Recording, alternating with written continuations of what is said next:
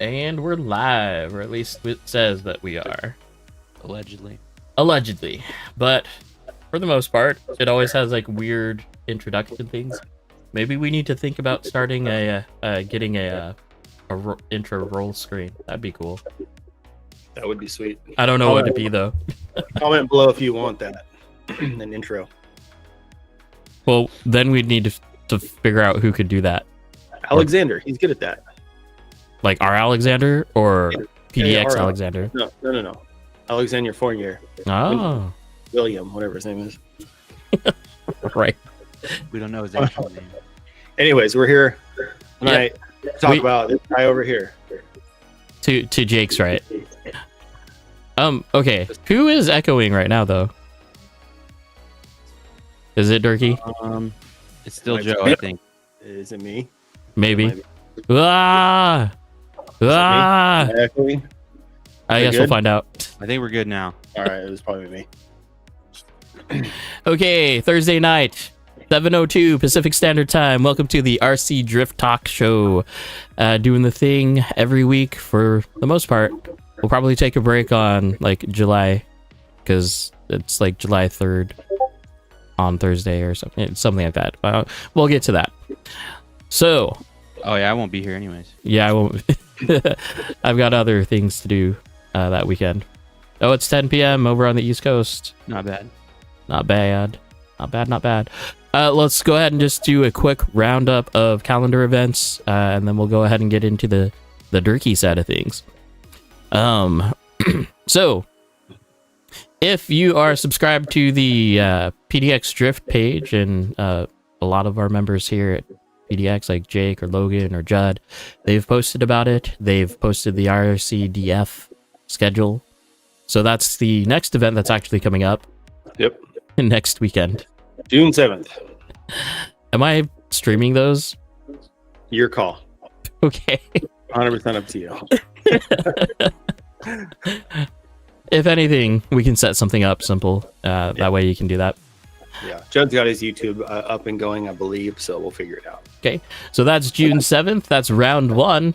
Round 3 of Oregon STC is June 21st. And then July 12th for IRCDF. Round 2 to July 19th for STC.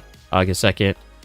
And then August 8th to 10th is 2 Drift to Death. 3 days of fantastic dying of drifting to death. Yep. If you're here in the area or if you're planning to come up, it'll be a blast. It'll be fun. A lot of big names coming up. Durkee, you gonna come up? Possibly, yeah. Hell yeah. Hell yeah. It's getting confusing with all the dates that we have now. Oh, no doubt. So I was actually looking at last year's stream for like what we had planned, and there was 2 car shows that we knew of. We don't know of any other car shows this year. Yeah. They're pretty quiet right now. Mm-hmm. And it's going to be slim pickings as far as what events are already scheduled. So it's like literally the lottery as far as trying to get an open date for a car show. Yeah. Well, I mean, you never know, because sometimes if we don't have an event, and then we can just go and do it and then just open the track afterwards, depending on time frames. But yeah. Maybe we could talk to Hobbytown. Ew, why? Because they're another community that doesn't like to compete. Or I was thinking we could do the competition at the car show, like we've done before. Yeah, we could do that. It That's wouldn't exciting. be. It wouldn't be streamed. Well, I mean, whatever. Although I guess we've never really entertained like what the expo center like rates are for internet. We could check into that. Actually, yeah. I could probably get the venue to cover it, because I've been asked before, like the Hot Import Nights guy. He's asked me about doing competitions and that there. He gets excited about that. So, all right, on. Yeah. What up, Shane? Welcome to the chat. Hey. Shane. Then SDC 2025 Worlds, October 3rd to the 5th. If you haven't started planning, get to it, because it's coming sooner than later. It's already May. It's already June, you guys. Crazy. It's already June. That's really crazy. It's literally insane. All right. So that's all for the calendar events. If you do have any like events that you want posted that you want to mention or have mentioned for your area, throw them up in the Discord for like topics and ideas, or maybe I'll make a calendar event channel. Thought it'd work. Actually, that's a good idea on the Discord. Yeah. Yeah, and then No, we people can throw. No, we haven't done that yet. I feel like we talked about that last year. Yeah, I think we should. That's a good idea. Probably. Well, What's up, Hector? good. Dude, Hector's always here. I know. He said, "What's up, Jake?" He said, "Hi He's to always me." supporting us, dude. He's always. He putting said in hi to the me, story and though. stuff. But he said hi to me. DJ, what kind of bike is that?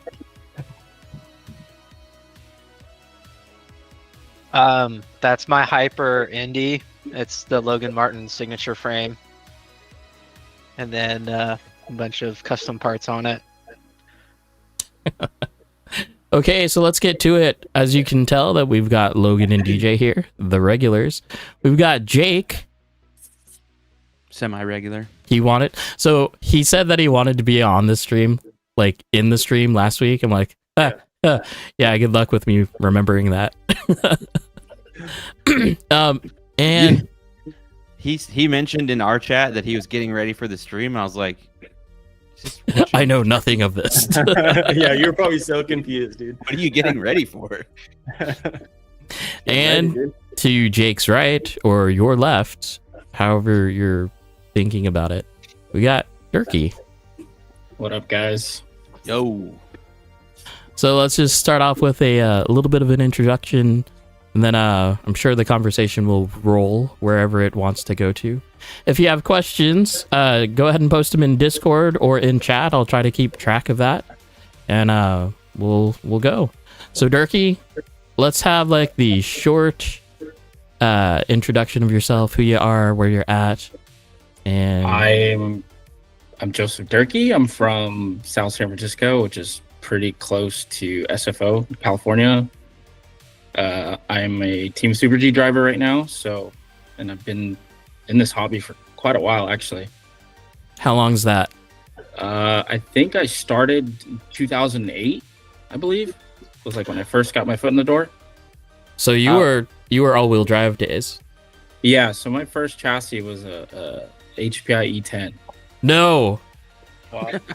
No. But that was like when it was either a E10 or a Sprint 2, and obviously being in middle school, you know. Yeah. So Yeah, helped me so. Which body did you get on it? The FD. Gotcha.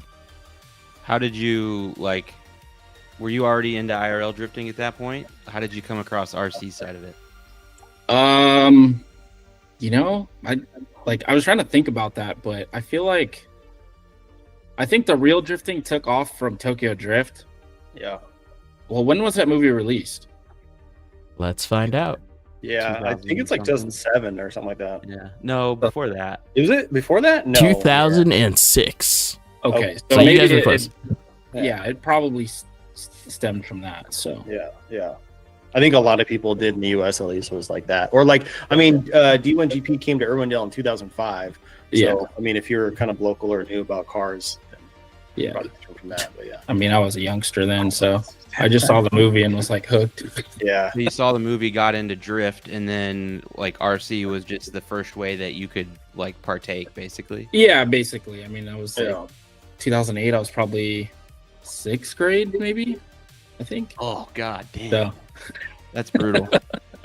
Dow's up. Durkee was drifting his bicycle back then. Turkey, how old are you? 29. 29. Oh shit. Okay. Yeah. Damn. Man. So yeah, there was actually a hobby shop 2 blocks from my house at the time where I would take that E10 to just do donuts outside because they were doing on-road racing at the time. Oh yeah. So that's kind of like I'd pop in there because it's a hobby shop, so you see all these cool stuff, and then it just one thing led to another. Just go be a menace in the parking lot. Yeah, pretty much. So have you been RC drifting since you got into it, or did you take a break?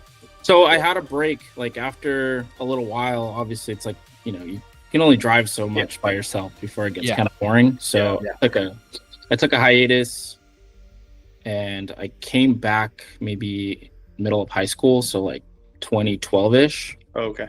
Yep. So by that time, the shop that was local to my house was doing drifting finally. So then like that kind of like sparked it. Yeah. So that same shop had like a drift setup or something. Yeah, so it was a full carpet track. It was all drift.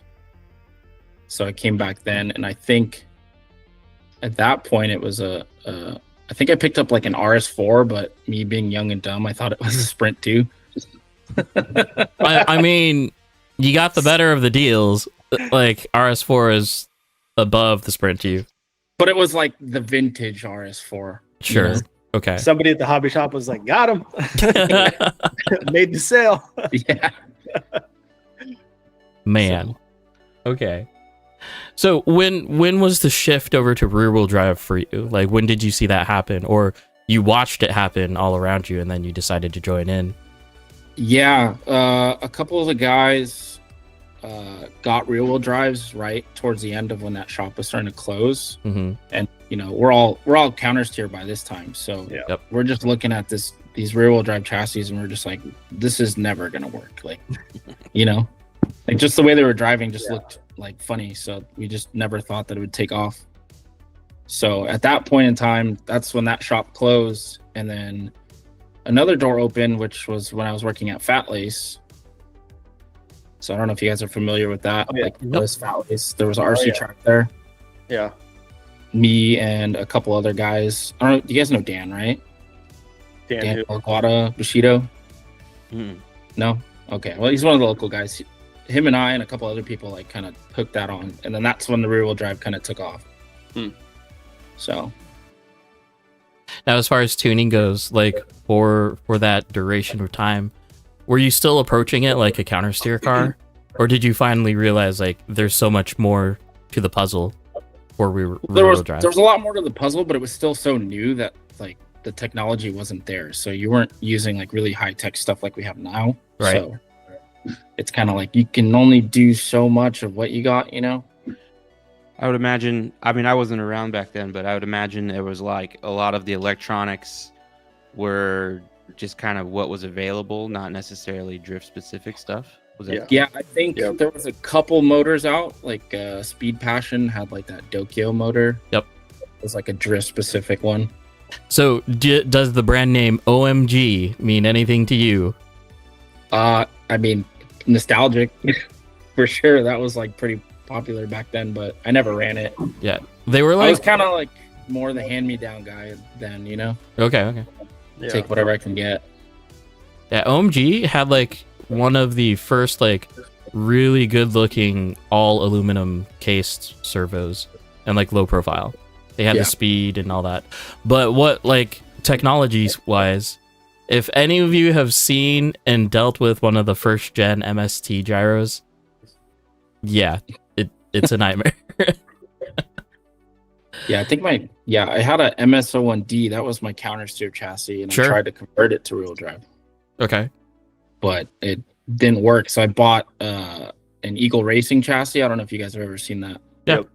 Yeah. So I had like a R31, I think it was at first. Yeah. Yeah. Like my first actual rear wheel drive car. So you basically bought the same exact car, but one was actually made for rear wheel drive. Yeah. Well, I guess the R31 was front motor, and the MS01D was like front mid. Oh, okay. That one. I gotcha. It's really hard to fit bodies on that R31. At least no Nissan bodies, right? Yeah, actually, yeah, you're right. But if you ran it too low, you'd get a little mark from the spur gear on the hood. So at some point in all this, you ended up with a full scale car, a 1-to-1 car. It did. How Yeah. did that happen? So pretty much right out of high school, 2014 is when I graduated. Like I ended up buying that car in stock form. So what you see now is all me. I didn't buy it like modded or anything. It was all stock. Yeah. So is that you've had that same car the whole time? It's your current car? Yeah. Well, I had a 240 hatchback for about 3 weeks, and my buddy, I had my driving permit at the time, and I wasn't comfortable driving on the freeway, so I let my buddy drive it. Yeah. And then he ended up rear-ending like some Chevy van or something Oh no. at like Oh, 6 no. miles an hour. Oh. So it totaled that car. Damn. So I mean, thankfully, like we're still friends. He paid me the next day. Yeah. All the money I got and all the money I put into it, like nothing. I was able to strip that and put in this car that I have now. Yeah. So Well, that's technically, it wasn't my first Yeah, car, but but still, yeah. If one of my friends crashed my car, I would never have seen that money again. Guaranteed. Yeah, absolutely. he ended up selling his car to pay me. So like I Oh, wow. had to respect him, you know? Yeah, that's cool. That's a good So, friend. Yeah. Props to that guy. Could have been a lot worse. I mean, I think it was only like $1,200 for that car at the time, but it's still Yeah, good, right? still. Yeah.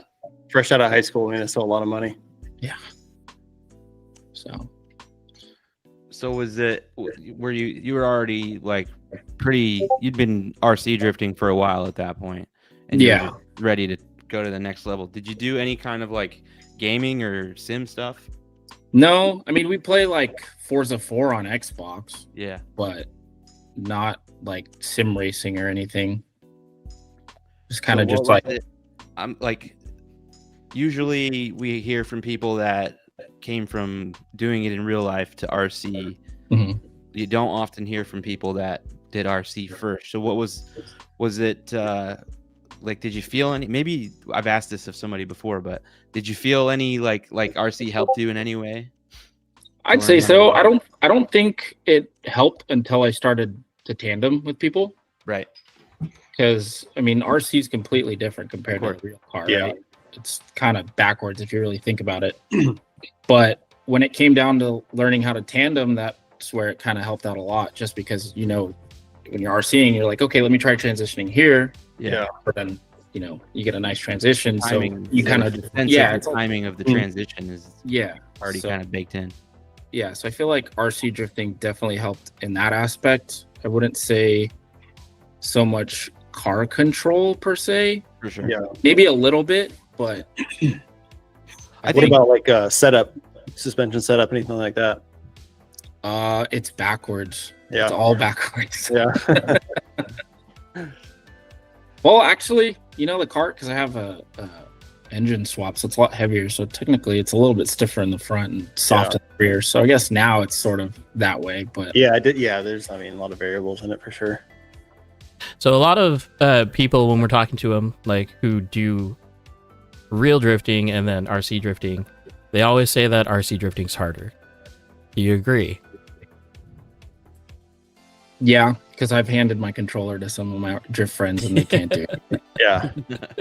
But it's like you don't. It's the same reason as to why like I can't do sim. It's like you don't have the connection between you and the car. Yeah. Yeah. That's the biggest thing you hear from people that drift for real when they try a sim. And you're seeing it, like I've seen a lot of the FD guys over the last few years say they never really got along with the sim because they're missing so much input basically Yeah. or feedback that it just is too weird for them. They're all Yeah. starting to like pick it up now though, it looks like. But Yeah. I could see that being a huge difference. Like For anyone, me, the anyone. the biggest thing Sorry. For me, the biggest thing is the weight, like not having 2,500 pounds under your butt. So Yeah. Yeah. that's what I'm missing. Just makes it really hard to feel. It's like adding senses is fine, but taking them away is a lot harder to Yeah. overcome.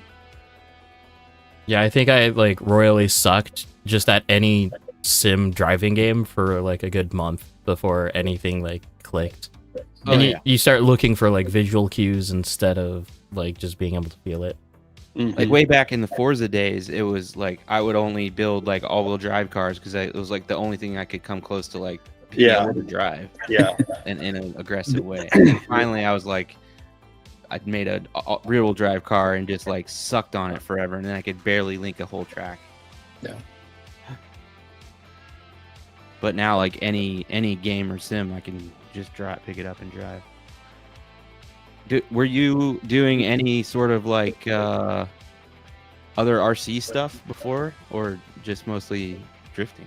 I think my first hobby grade was like a nitro buggy. Okay. So, but that was kind of in the middle. At least you had some practice driving a car around. You didn't. Just jump Yeah, right yeah. into drifting. Yeah. Yeah. Drifting is probably like one of the hardest thing going from absolutely zero RC experience just straight into that, it's like, Yeah. that's not a good idea. Yeah. Especially because you're so reliant on a gyro. It's like Yeah. you got to figure out that, and if you can't, then it's just like watching racers try to drift like right off the bat. They'll either get it or they don't, and they just just completely suck at it. Mm-hmm. Especially like carpet guys, because there's like no such thing as too much throttle on carpet, basically. Yeah. Yeah. Like you can pull the trigger as much as you want. I mean, we were driving carpet 50-50 with T-drifts, so speed. That's grip. Oh shit. So, what was your method for mounting tires? Boiling water. Yep. That was pretty much the only way. Yeah. Logan, you don't know the pain of that, do you? I've done that. Okay. Like my first set of wheels was those adjustable ones. Oh, okay. It's like So- the DS racing ones. God, Yeah. the worst. Those are Ugh, tight as hell. so bad. Now I just got O-rings, baby. It's nice. Hot swap. Yeah. So, kind of going through your story a little bit more, there's kind of a gap. Like, so you had the original shop that you kind of went back to, Mhm. and then kind of what happened after that. You mentioned that track closed. So that track closed, and there was like a couple months like downtime, or Sheldon's was still open in San Jose, but Okay. How Not far hap- were you from Sheldon's? 40 minutes. Okay. It's not bad. So no. That, I mean, granted, I didn't have a license at the time when I was still at the original shop, so it's like hard to get down there. Yeah. So at that point, that's kind of that shop closed. I graduated high school. I got my car, and then at that point, that's when the Fat Lace thing took off, where we built the track. So I was over there, which was 15 minutes from my house. So And how long did that go for? I want to say like 3-4 years, maybe. It wasn't a whole long time, I think. So they used to do open house events there because they do collabs with people like Moon Eyes or Hot Wheels. Yeah. So everyone would be in there. And I think at one point there was a blanket check for just like building code. Mm. And the deck that the track was built on wasn't done under code. So Oh, they no. got in trouble for that, and we had to tear it down. So Oh, kind of the end of that. damn. I think that's the only good thing about like living in a small city. Like I don't know about Portland, but like Lebanon, there is nothing to code in the hobby shop here. Like it would have burned down. I think half of California is like that too, dude. Jeez. So then eventually you end up with basically Sheldon's as your only track. Sheldon's was my only track for a while, and then kind of, I guess, the drive kind of faded out a little bit, just because like the real drifting kind of took over. So Yeah. then I had another hiatus. So, and then I picked it back up in, I think 2021 was like when I officially like made my comeback. So And you made a big comeback too. Like it wasn't you were doing good. Yeah, I mean that's kind of what I wanted to get into as well. Was like my impression of you is that you've always done really well in the competitive scene. yeah, So- we did. I did the 50-50 comps. I did counter steer. Did a couple rear wheel drives in the early days, but they were more so like fun comps. Mhm.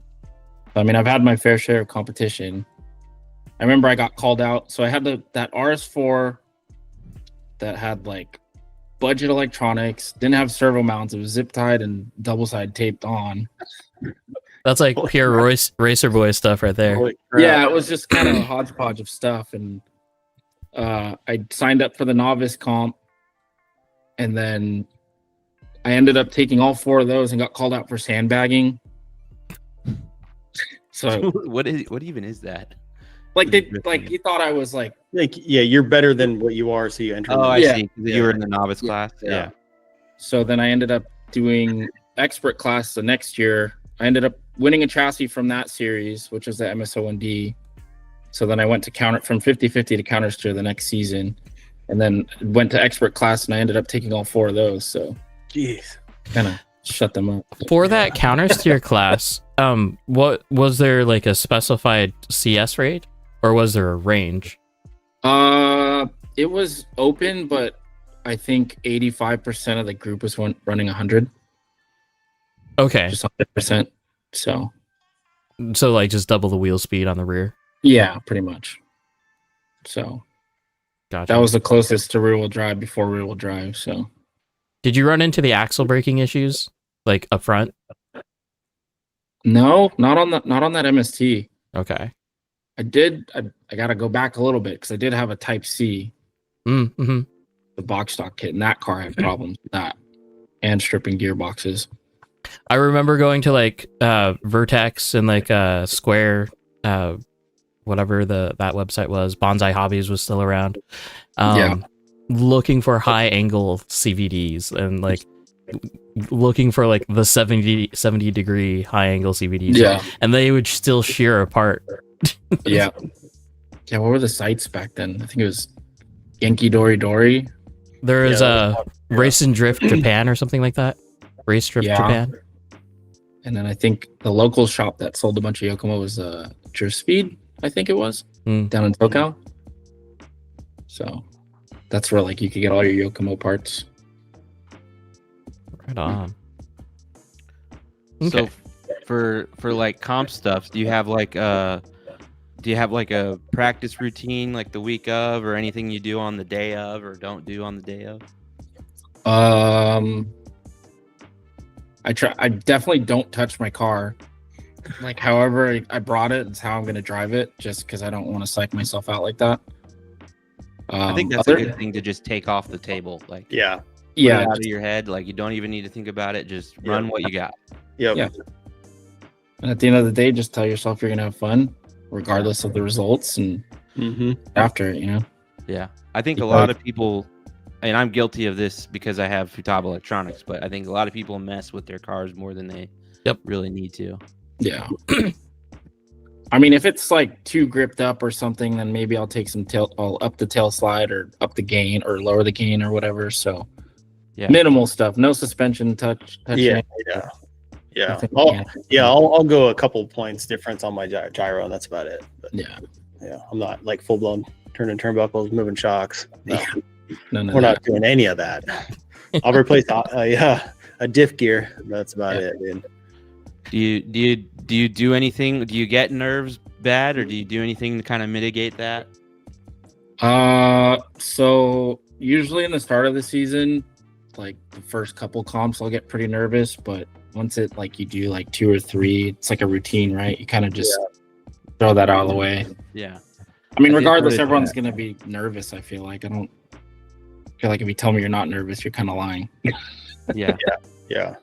So I did notice that this year, this being my second like year of competing, that like by the end of last year, I was feeling pretty good. Yeah. But the first comp this year, I was like back to square one again. I was like, oh yeah. I was actually meaning to ask you because I felt the same way on round 1. I was so nervous. Yeah. even last weekend, my like the first battles, I'm like just as nervous as I've ever been. Yeah. Like, oh fuck. I mean, that's like your local community too, guys. You see all the time, right?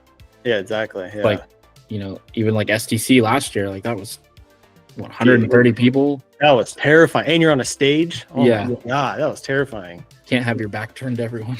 Yeah, before you could just kind of blend in with people. You know, Yeah. no one knows who's driving. Now it's like, no, that guy is driving. Yeah. Yeah. But And then you have to fist bump everybody on the way back. yeah, right. Yeah. I just hit a wall. Sick, dude. Hey, I was one of those fist bumps with the camera. Really quick, let's pause. Let's do a question. Calvin Wolf has a question. So this is for everybody. If and when, what would you guys recommend for an adjustable offset rim? Are Yokomos still good? I've never ran them, and I probably never will. So I'm out on that.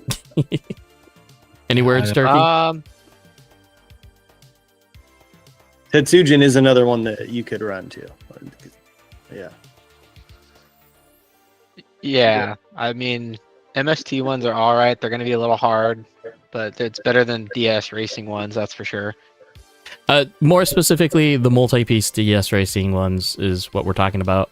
Those ones are super stiff, and you screw them together, and they're never right, Yeah. like ever. Yep. As far Thanks, as, Shane. huh? Said thanks, Shane. He's in the chat. No, yeah. Jeez. But as It's far as like interesting. offset goes, honestly, like there's a little bit of mechanics that go into it, like however your wheelbase is, right? But then the other part is what fits your body, right? Well, yeah, that's what I was gonna ask. Like, why do you want to run adjustable offset wheels? Like, what's your reasoning? That's. I mean, I would say just don't. Yeah, exactly. Yeah, just you play with the wheel hexes, play with your offset, suspension pins, or the little pill inserts. You can move those and get half mil or 2 mils sometimes. I mean, for me, when I first got into it, the attraction towards adjustable offsets was just not knowing at all what offset I would need. For sure. Yeah. And it's like I didn't want to buy 4 different sets of wheels at the time. Yeah. And if that's the case for him, it's like, you could probably hit people up at your local track and they'll just give you all sorts of offset wheels to try out. It's like, I have so many wheels I will literally give to people. I don't want them. Some of Mostly them I go are. for like just whatever fits with the lowest scrub radius I can find. Basically. Yep. Oh man, I did a deep dive into scrub radius this week,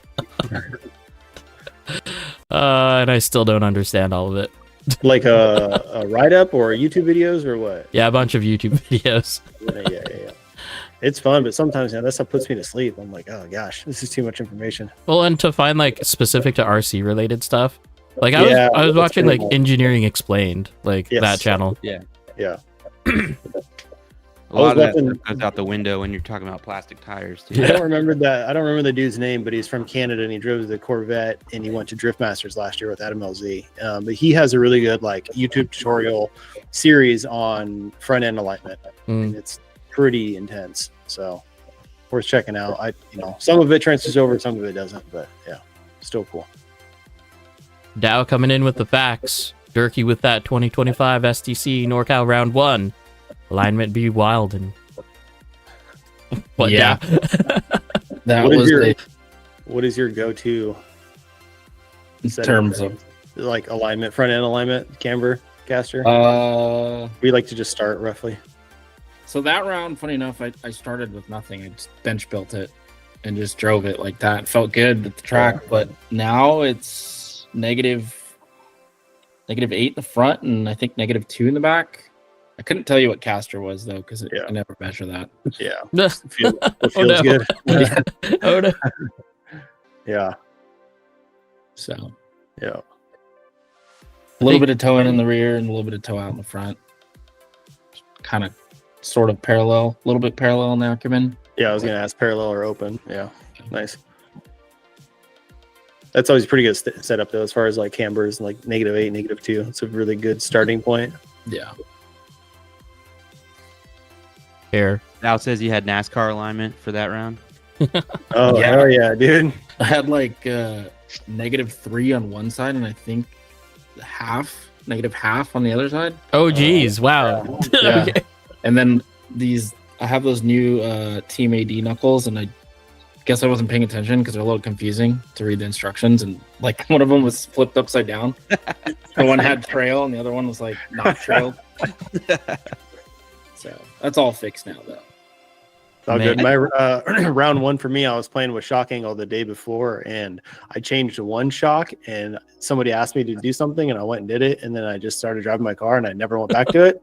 So I didn't realize until 2 days afterwards that I had 2 different shock angles. It was like that, one was like this. Hell yeah, dude. I mean, It's I think God that, damn like it.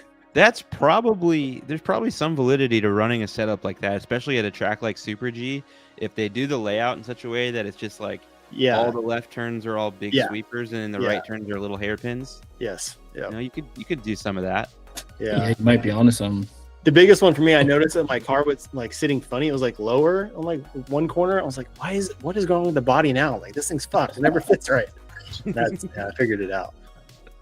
Yeah, I always find surprises from myself on my car. if Yeah. I'm using it. Yeah, your good luck, future me. Yeah, different amounts of spacers, or Yeah. different ball ends or whatever. Yeah. Yeah. So what car or what chassis are you driving this year? The ADR. Okay. Yeah, the Team 80 ADR. So Sick. like the RD 2.0 conversion. Yeah. Okay. Feels really good. Feels kind of similar to the Shark, but lighter, I guess you'd say. Yeah, that's what I was gonna ask. Yeah, Sharks are heavy. Yeah. So it's a little bit more nimble, I say. So when pretty you bad. were you said you got back in at the second time, like in 2020, 21. 21. Yeah. And that was back to Sheldon's basically. Back to Sheldon's, my brother-in-law had an MST RMX, and I kind of was like, hey, we're not doing anything today. Like, you want to, I see you got an RC drift car. Like, you want to go to the track? And then we went to the track one day, and it's just like all the old friends I, used to drive with. They're like, oh, dude, what's going on? Like, welcome back. I was like, I don't know if I'm going to get into it. And then a week later, I bought a chassis. So here I am. What'd you buy that time? Yeah. It was a YD2E. Oh wow. Wait, So- so you were that late into the game? Yeah. Okay. That's kind of when Even for 21, that's like an old chassis to buy. yeah, feel that's what they had on the shelf at the time. Okay. So just for reference, like when the YD2 came out, originally it was the YD2 and the YD2 Plus. YD2 Yeah. Plus was the carbon variant. YD2 was the plastic chassis.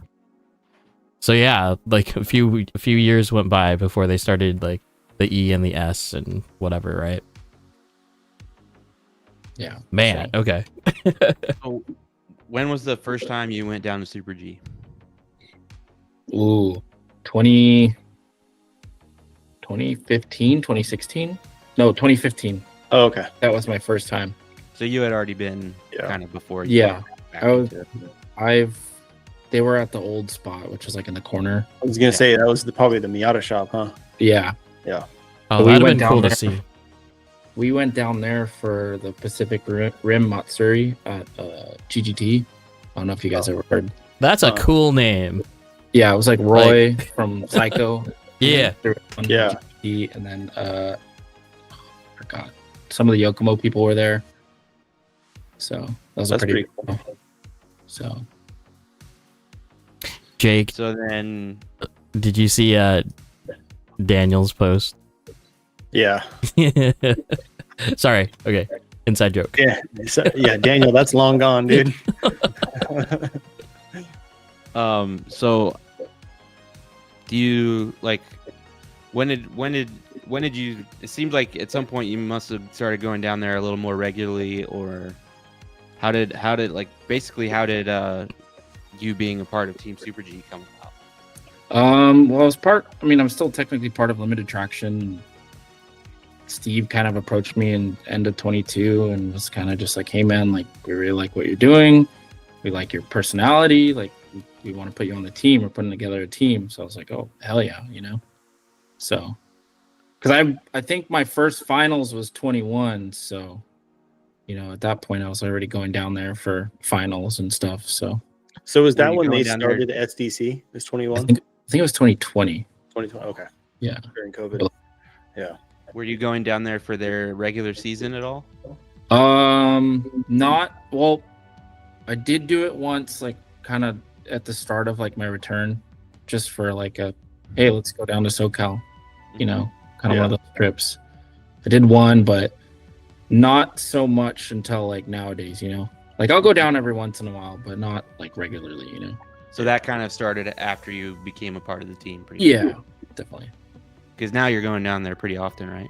Yeah, Nice. I was just there for the LP86 challenge, so How was that? it's fun.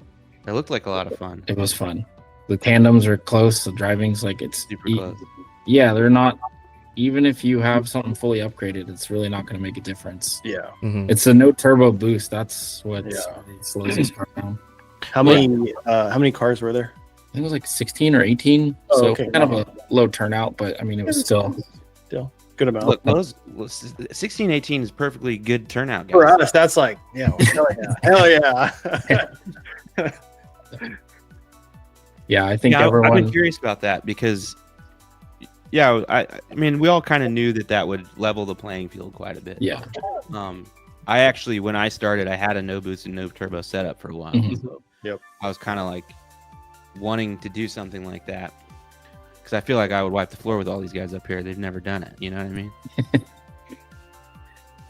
I mean, I was mind blown when I came back and found out that ESCs have turbo and boost. What the hell is that? Turn it all the way up. I just want it to sound good. Yeah.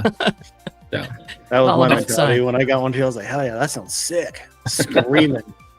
130 RPM or 130,000. Yeah. Yeah, sick. But I think that if you don't have an LP86 in your arsenal, I think you should add one. It's Oh, worth I it. want one so bad. I know. Yeah, It's cheap. You don't need to do Yeah. anything to them. Leave them box stock. Just drive it. we've got a few guys up here that have them, and I've driven a handful of them, and I was like, it's all right. And then there's one guy that I drove, and I was like, that's the best car I've ever driven. It's like, that thing is perfect, literally perfect. Whose was it? Do you remember? Harvey. Ah. Yeah, and he knows too. How do you guys feel? So I think Vittorio had posted like a video of him getting ready for that comp, and I commented on it. And I want to know what you guys feel about this. But in my opinion, if you're going to have an LP86, you should make sure that it's going to both sides. Because I've seen a few of those that are kind of stuck on one side the whole time. Yeah. I'll tell you right now that car will roll to whatever side it feels like. It changes every time you put that car on the track. Depends on the temperature. Yeah, because I was constantly trying to add like little, wheel weights to the top of the body, get it to roll even, and then, I'd take the car off and then put it back on, and then it'd roll to the other side too much. What's going on here? So ultimately, it's fine. It's fine. Yeah. Just leave it alone. Just let it run. I think you should run it both bone stock. That's what I would do. Yeah. I mean, with this comp, we're gonna do another one eventually, but that's kind of the deal, right? 13.5. That's the lowest you can go. Yeah. No boost, no turbo, no upgrades, like no 3D printed parts. Just you can do D-like upgrades, and that's it. Okay. Yeah. I mean, I know that there's like very small like parameters on upgrades that you can do. So mods were for rolls only. There you go. So It's super Definitely, roll. that's cool. I like that. it keeps it competitive too, because it's all driver. Exactly. Yeah. I like those competitions. We've even talked about, since we have a couple of rentals, we have the Traxxas Vortex up here as rentals. We're going to do matching electronics in them. And so that we can just do competitions with those two cars. It's just for fun. I mean, it's all driver. Yeah. Driver's comp. Yeah. Yeah, it seems really fun. I mean,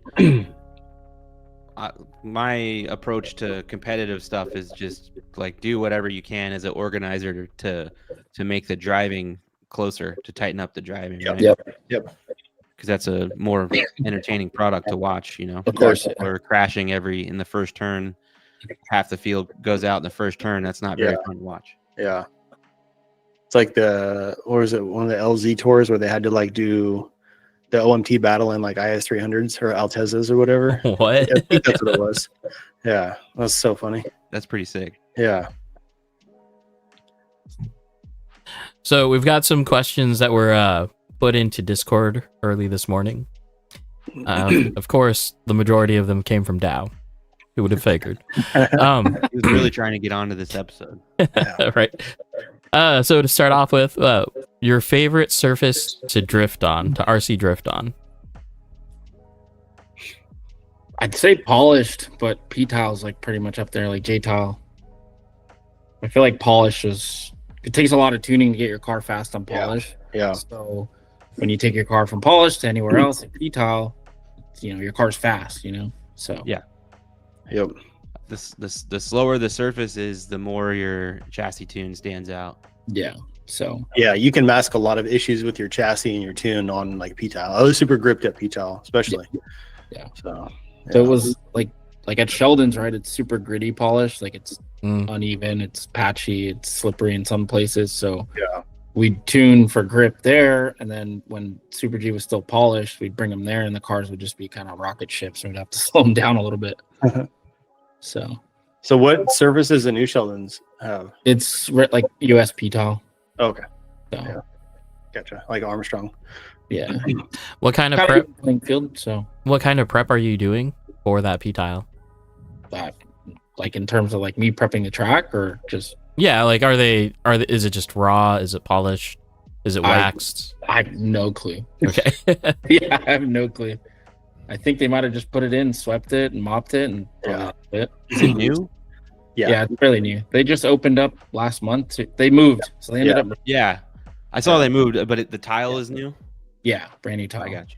I love the video of just like all the guys standing outside. So like Yeah. Dow standing outside driving. So Yeah, that's a really cool location. I mean, there's a lot of good food Yeah. down there. There's a lot of people. Like foot Is it traffic. in like a strip mall or what? It's like a downtown kind of plaza area, sort of Okay. like a downtown strip, I guess. Yeah, So, yeah. I That gotcha. that sounds very reminiscent of Twisted Steel, like almost to the T. That's kind of funny actually. yeah, you'll be driving and then like a group of 20, 30 people just start watching you through the window. So Yeah, that's rad. Well, that's good. I mean, good exposure for the hobby. So it's For really sure. cool. Which RC drift track was your favorite or most fond of over the years that you are in since you've been in the hobby? probably Aroha in Japan. Yeah, I'd Yeah. say that track. What about it? Some about it, like it's just like the vibes were like kind of not that the vibes weren't good everywhere else, but it just kind of felt like home.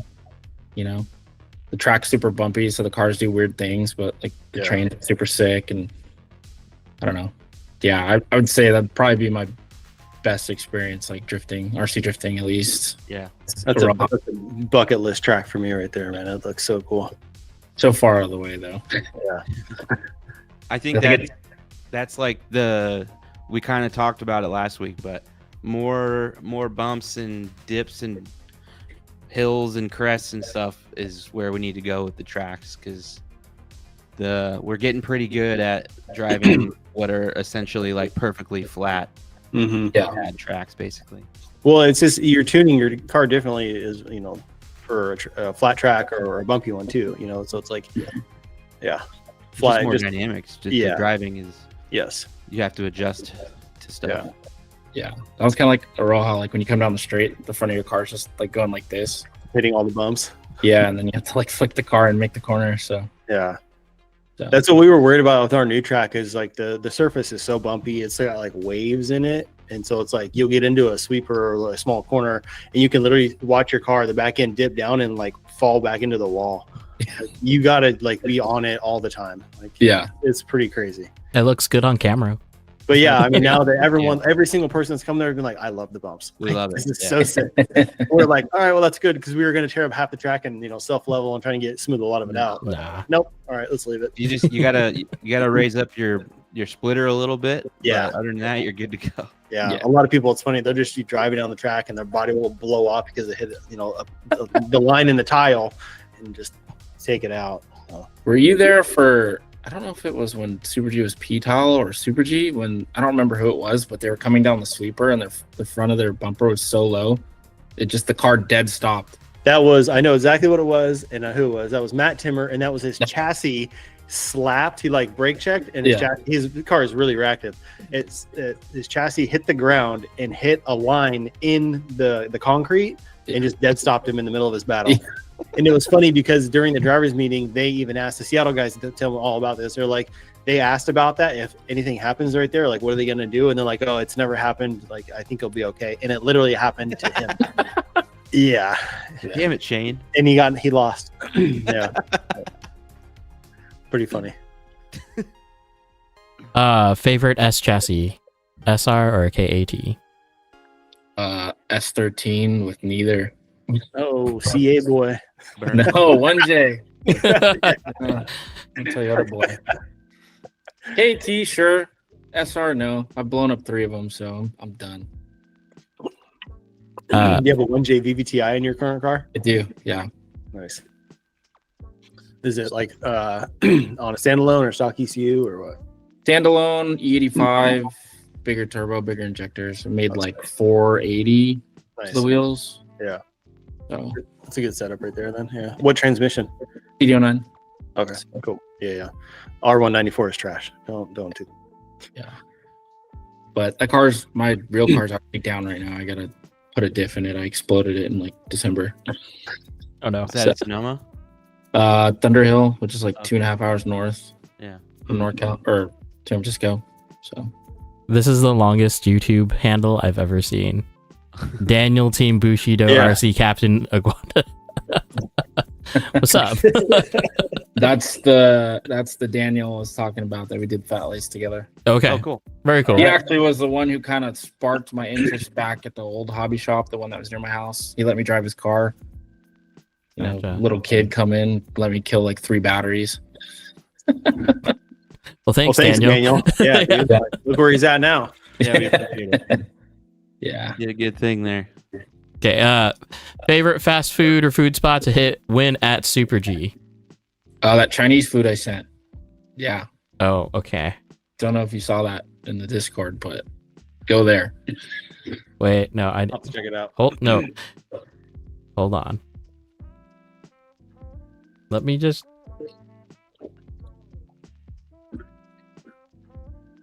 Hold tight. Anytime I'm there, I'm just like In and Out, Jersey Mike's, or the taco truck. I Or Raising Jersey Cane's. Mike's is nothing. Yeah, Raising Cane's, of course. I don't Look really at care about this. Jersey Mike's that much. Look at this barbecue pork. Oh my god, Go there. Called Pots and Walks. delicious. Look at the color of that barbecue pork. The yakisoba noodles, whatever. Like anyone can do that. It's the pork. And what is this? I don't know what this is, but it looks good. That is from Smoke and Fire Social Eatery. A little bit of a drive from Super G. It's like 20 minutes, depending Is on that traffic. Brisket and mac and cheese. It's a brisket mac and cheese burrito with Dude, cheese on the outside. I've seen this on Instagram like 3 fucking years ago, and I was like, okay, I need to get this next time I'm down there, and then I forgot. Wait, dude. wait. And then there's this. Jeez.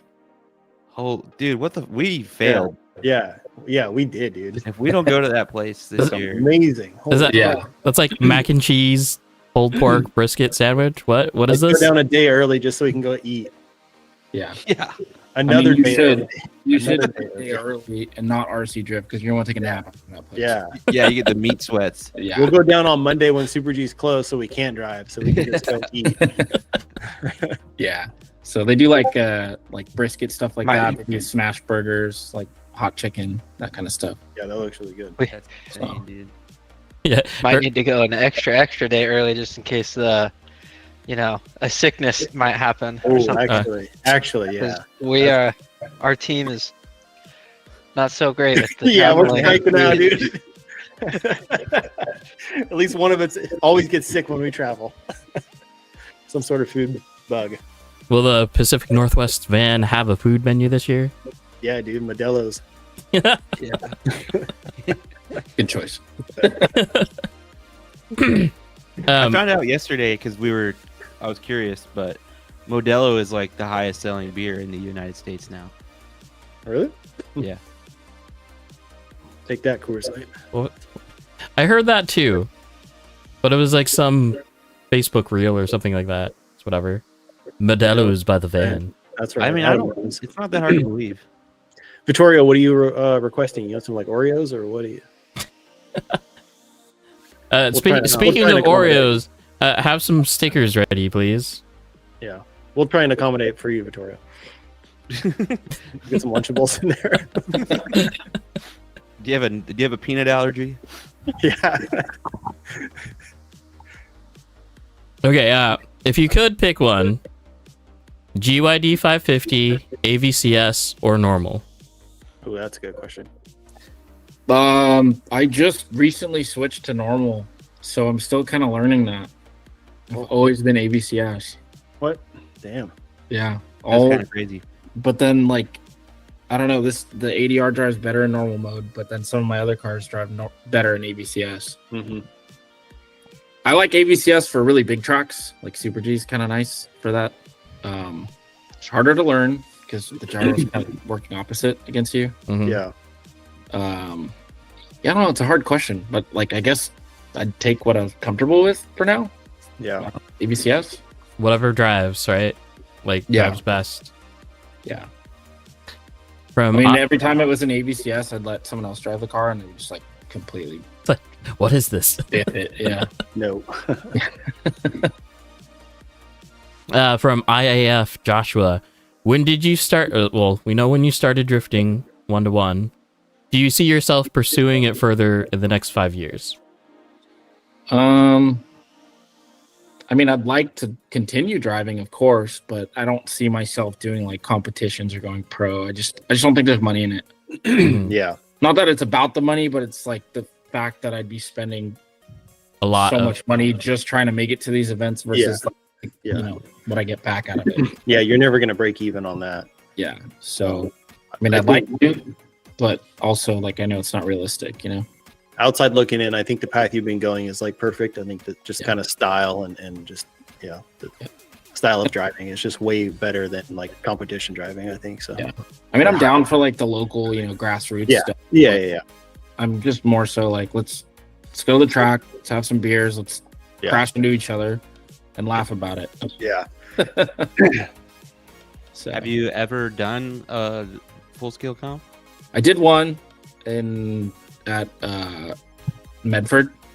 That Oh, yeah. Yeah. Affinity. on the Affinity circuit, and I got him on the lead, but on my chase, he kind of over rotated, so I ended up spinning out behind him. So I kind of threw that one away. But that was like the only comp I've ever done.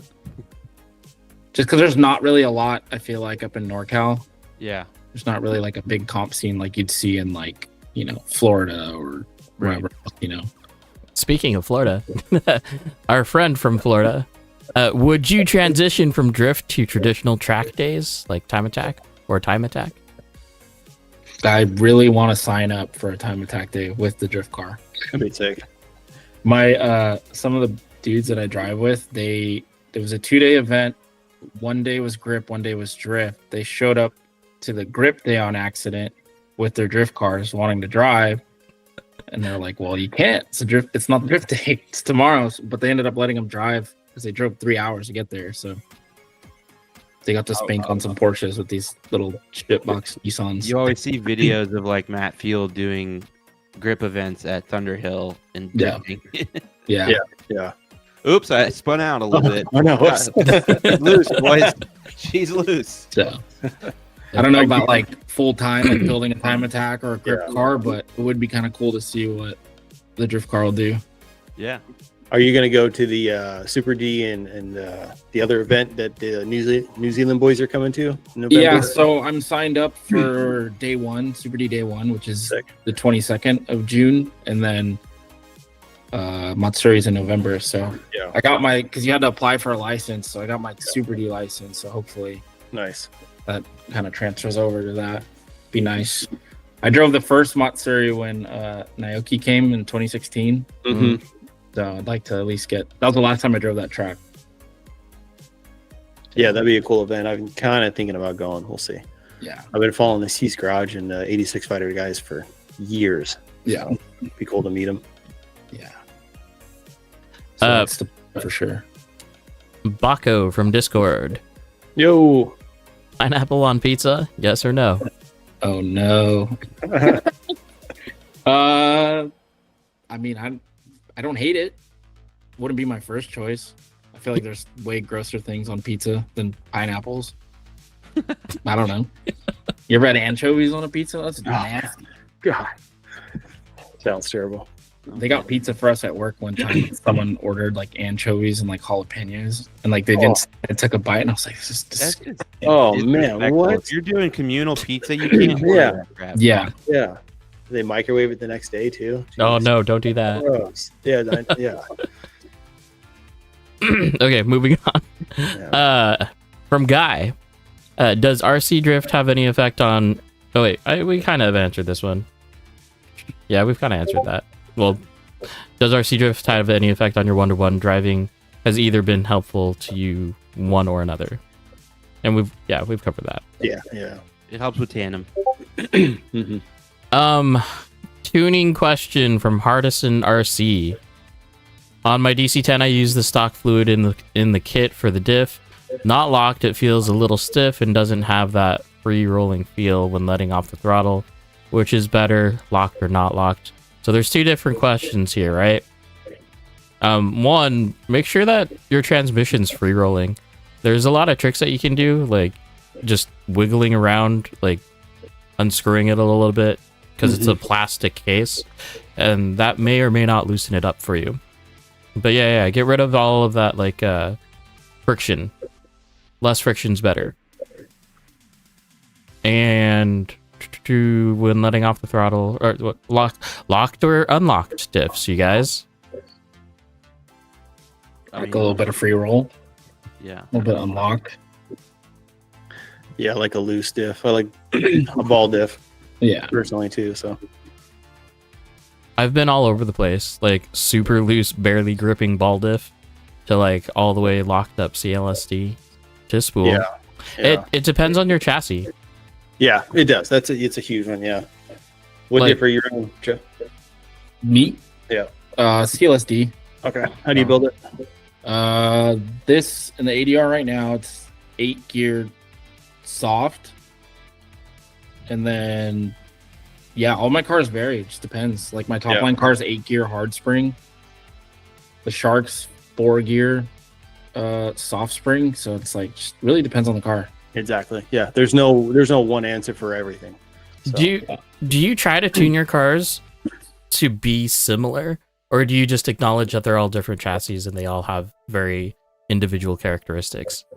I know what I want out of a car, so I do have like kind of like a basic setup, where I want, like, I think where I want the ride height, what the shock angle I want it to look like, camber, I like to run high roll center on all my cars, so set that up. So virtually like base settings, yes, the same, but obviously it changes once you put it on the track. So I was listening to the Goodest Cast with Denofa, and they asked him a similar question that Adam just asked you about kind of car setup, if you want them all to feel the same way or whatever. And he said basically every car is going to be different. Some are going to be better here and worse here. It's just a matter of marrying those two together to create the best flow all around.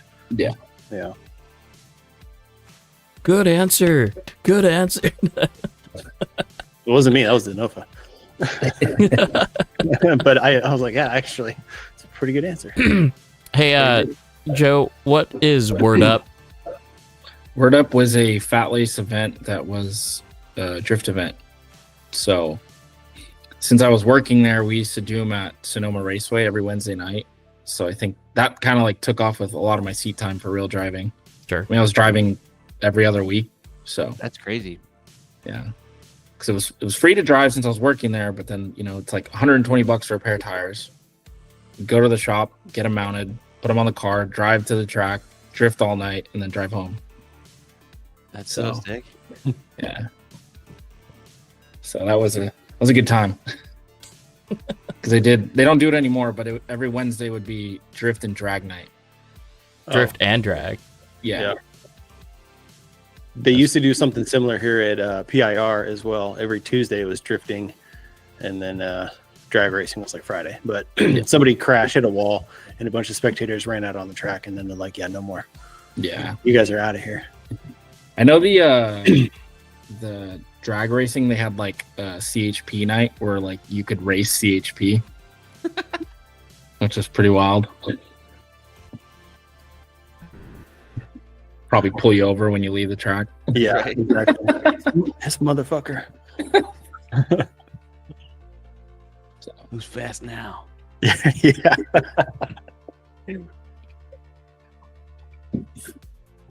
Are you competing in any other competitions?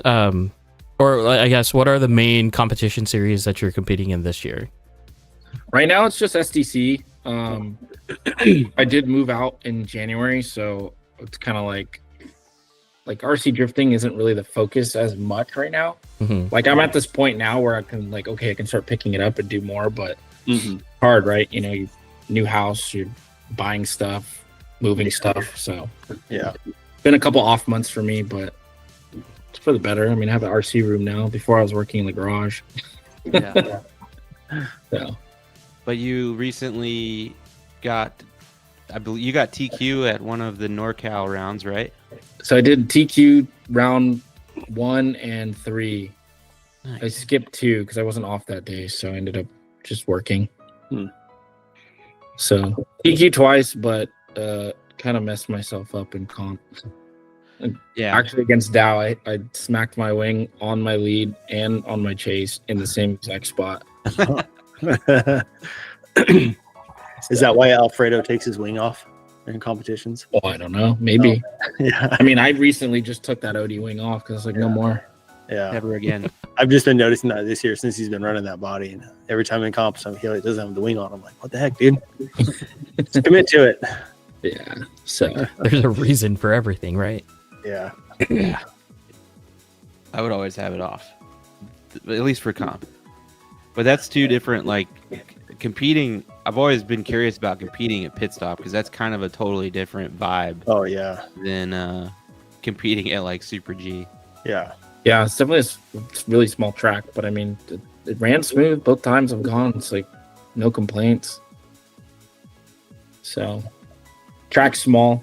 That's like new for me. It's like the small tracks because Sheldon's a pretty decently sized track originally and Super G, and then now it's like all these small tracks. My car's not set up for this kind of stuff. Yeah. So Like, please hold. I'll come Was back. that an issue for you, do you think? It being so small? I mean, obviously not. You TQ'd, but at first, yeah, but I don't know. Like I think, kind of get used to it. yeah, I feel like I'm pretty good at adapting to like new things. Yeah. Pretty easily. So like, I mean, a battery pack, you're kind of locked in. Yeah. So Yeah. Did you end up like changing anything in particular because it was such a small track? I think just lowering the gain. Yep. I think that's it. Yeah. Really Yeah. no suspension. Yeah. I feel like once you get your suspension like pretty dialed for whatever track you're running on, like it's gonna work everywhere else. It's just gyro at that point. Snow, I don't know where you're at, but you should definitely come. He's in Phoenix. He should definitely come. There's lots of opportunities, lots of competition happening this year. Yeah. Pretty we much got- 2 competitions a down. month. Yeah. Every other week we have a comp. It's literally every other weekend for the next like 2 months. So That's horrible. It's Yeah. awesome and horrible at the same yeah. time. Who agreed to this? Yeah, I was looking at it. I'm like, oh my gosh, Yeah. that's a lot. I even considered going up and doing all the Seattle regions too, and then they finally dropped their dates and are all on Sundays, and I was like, okay, no, I'm not doing that. Okay. I want to switch to pictures. So we're gonna switch to pictures. Let's do it. Yeah. I still love this body, by the way. Yeah, Like, those are sick. This year, that year Where's is great. Wing, dude. What wing is that? God, it's so good. That I do like is the Addiction Eagle Wing for the S13 that I Okay. just found out about last week when I was down at Super G. So Nice. looks good on a GR. Looks really, really good on that car. Yeah. Yeah. So that's what replaced the OD Wing. How long do you know how long like these bodies were in the works? When did we order them? I think it was January. I think of last year. Yeah. So that's Well, not we- too long of a wait, I guess, for No. size. I mean, 5 custom painted bodies that look Yeah. identical. I mean, that's totally reasonable. By a very in-demand Yeah. painter. From the other side of the world. Yeah. So And they're all different bodies, right? Like, they're not all just like GR86s. Right. there's 3 GR86s, there's an FD, and then there's Yeah. this A90. So to be able to pull all of that together, that's amazing. I got to watch that A90 destroy me. Right in front of my eyes, dude. Fordyce is a machine. Yeah, he's so good. It was rad. Oh, I love that. The little cutout for your wheel, or like where it's rubbing. So kind of like Oh, Oh, yeah. the rear wheel. Yeah. That's That was some good fitment right there, I guess. Do you know what your car stance, like your wheel widths were for this setup? What is that? That's a 3.5 mil or 4 mil hex in the back with a 6 offset wheel, and then 8 and 8 in the front. Sorry, overall widths. So like 225 in the front and.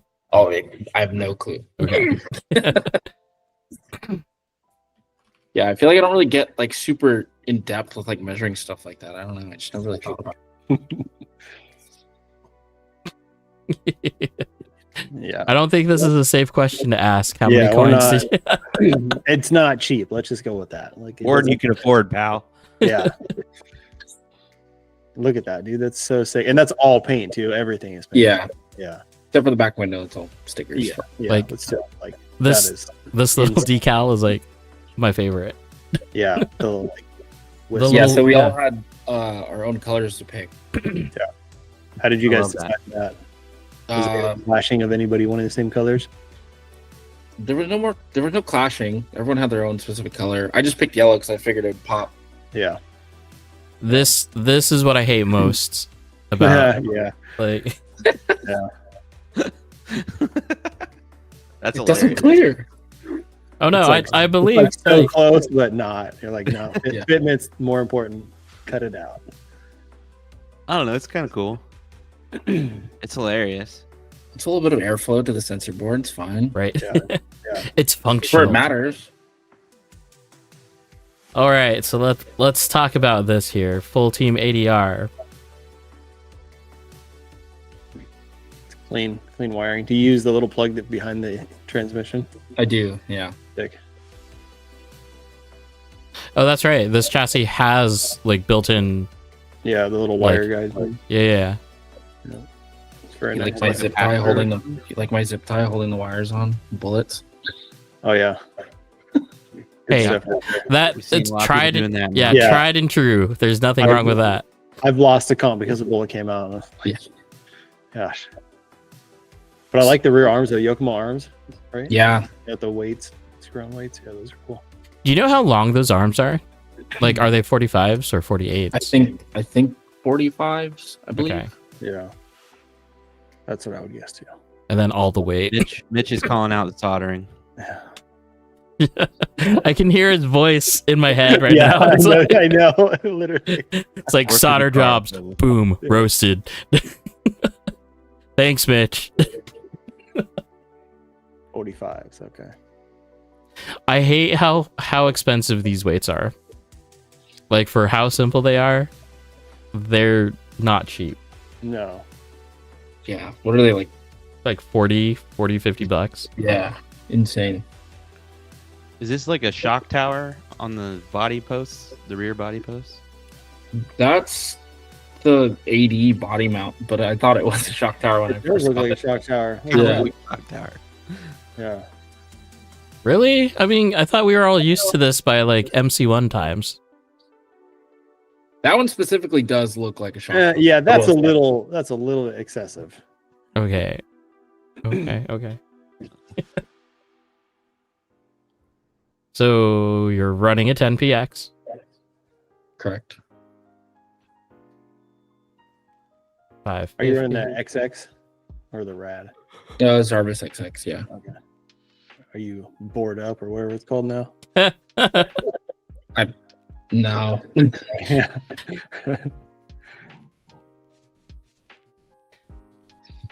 Pretty basic, not too many capacitors or Yeah. ones. What servo are you running? That's a CD700, Okay. so with a GYD 550. So haven't got to try the 560 yet, but hopefully soon. Yeah. I feel like it's like the same upgrade from like a 7PXR to like a 10px. Like, you're only gonna go gain so much from it. Yeah. My problem is that it looks worse than the 550. Oh yeah, that too. It it looks so cheesy. Like, charge me $10 more for a nice aluminum case. I don't care. Like, Yeah, I have to say visually it does look like the lower tier. Yeah. And at the same time, like, how many of us are like actually driving in SR or UR mode? I Like- use SR. I'm in SR mode. I'm using SR on my low motor Yogi. I'm gonna try SR on my Shark, so we'll find out. UR mode makes a difference. All right. It's worth it. Oh, damn it. It's definitely makes a difference. Yeah. Don't tell me that. I'm gonna delete your comment. Adam, delete his comment. No. Although, hey, as far I'm as gonna ban change. SR goes, because there's 3 different modes in SR. Which one are you guys running right now? Like There's 1, 3 2, or modes? Oh, I think I'm on 3, so it just basically changes your deadband or something like that. I don't remember. I don't even think I'm in SR mode. Well, I know I didn't run SR mode because you lose telemetry, so you have to make that choice, right? But Oh yeah. I don't need telemetry. So we don't need that where we're going.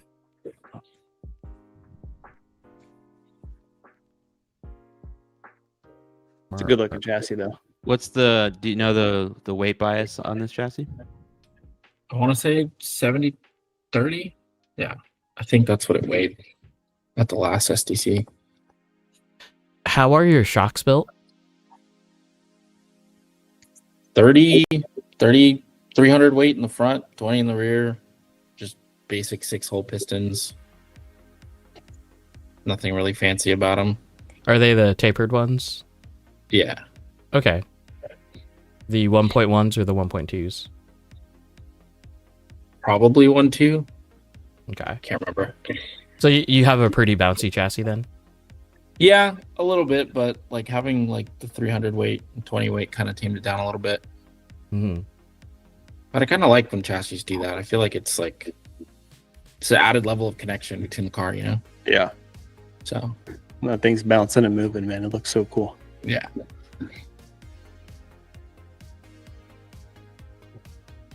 I mean, that's your chassis, but It's nice. It's clean.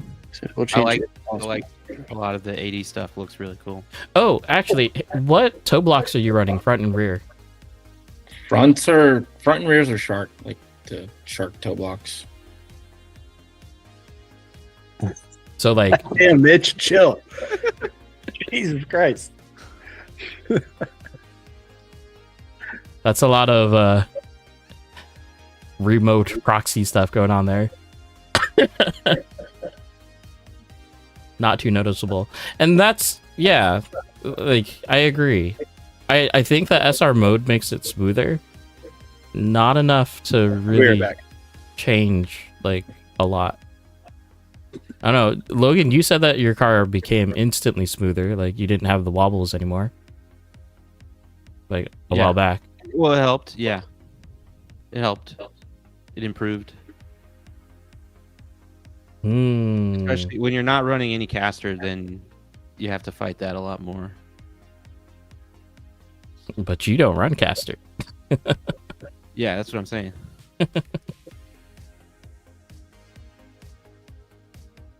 Turkey runs Yoko Big Boars. Boom. Roasted.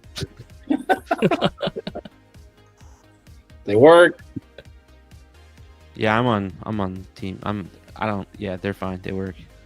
Well, how many times have you had to rebuild your Yokomo Big Boars, Turkey? At the LP86 comp, because I lost a shock cap and leaked oil around the track twice. Oh no, you were that guy. I was that guy. Man, I remember when that happened, like right when the track opened. Logan let out a new rant. He became fierce. What happened? When someone blew their shock on the track. Oh yeah.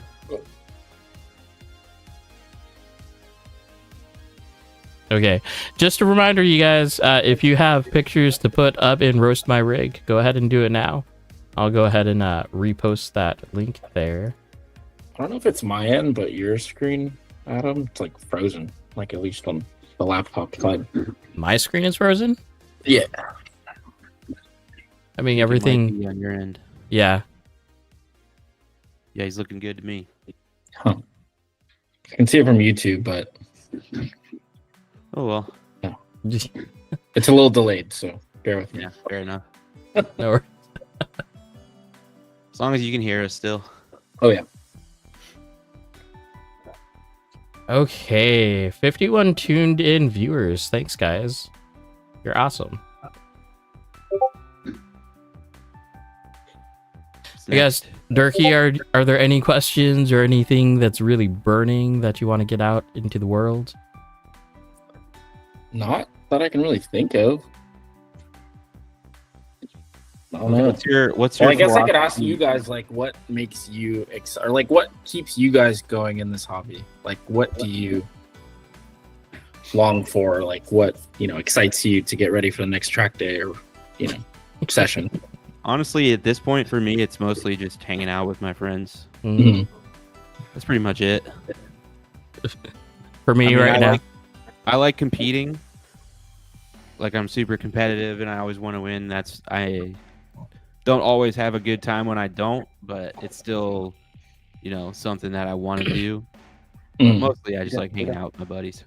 Yeah, it's the best part. I feel like that's kind of like the detachment that I have with like real drifting is regardless, even if you know a bunch of people there, you're going to be clicked up. So whereas like when you're at the hobby shop, the RC drift track, it's like everyone's there. So Yeah. that's kind of what I grab. You end up you're a lot in closer contact with everybody. Yeah. It's a lot easier to help everybody because honestly, mostly just because parts are kind of cheap. Like, most people are willing to just kind of let things go, and like you're all standing right on top of each other the whole time. So it's not like you can ignore people or anything like that. Mm-hmm. Yeah, I would say that's kind of my thing too. It's like I just like hanging out with my friends and seeing like new drivers get into it and stick with it and get good, progress. It's awesome to see. Yeah. Hey, Calvin, what exactly do you mean? Like, YouTube channel? Or what channel are you talking about? But for me, right now, honestly, it's like trying to figure out how to make streams better as far as competition streams. Like, since I don't get to drive a lot, like I can sit at home and try to figure out templates for streams all day long. But yeah, when I get to drive, then that's all great and fantastic. But actually, I was pleased to be able to put my car on the track after the competition the other week and to learn that I still know how to drive somewhat. So Yeah, because Adam lives pretty far away from the track, so he doesn't get to make it out that often. Yeah. it's an hour and 20 minutes away. Wow. Well, you're gonna have the cone factory a little bit closer soon, so. It's still an hour away. No, he's farther. It's still like an hour and 20 minutes away. Oh, jeez. God damn it, Lance. It's like I'm dead center of Oregon, like RC drift right now, because Yeah. Twisted Steel is an hour and 40 minutes south. Yeah. So, Yeah. but they don't have as many events. They need to start doing that. Yeah, especially in the summertime, because I mean, obviously people are outside doing other stuff. Mhm. It's like that's when you kind of need to do events to bring people back in. So, yeah. Yeah, like in Oregon, you know, the summertime is our only chance to kind of go out and do stuff outside. Yeah. Yeah. So it's like, you gotta have something going on. Good. Work on Oh, events. Let Good, us know. good. I wanted to ask Durkee, what's your kind of philosophy on making your car fast, basically? Like a lot of people take issue with people pursuing like having the fastest car on the track sometimes.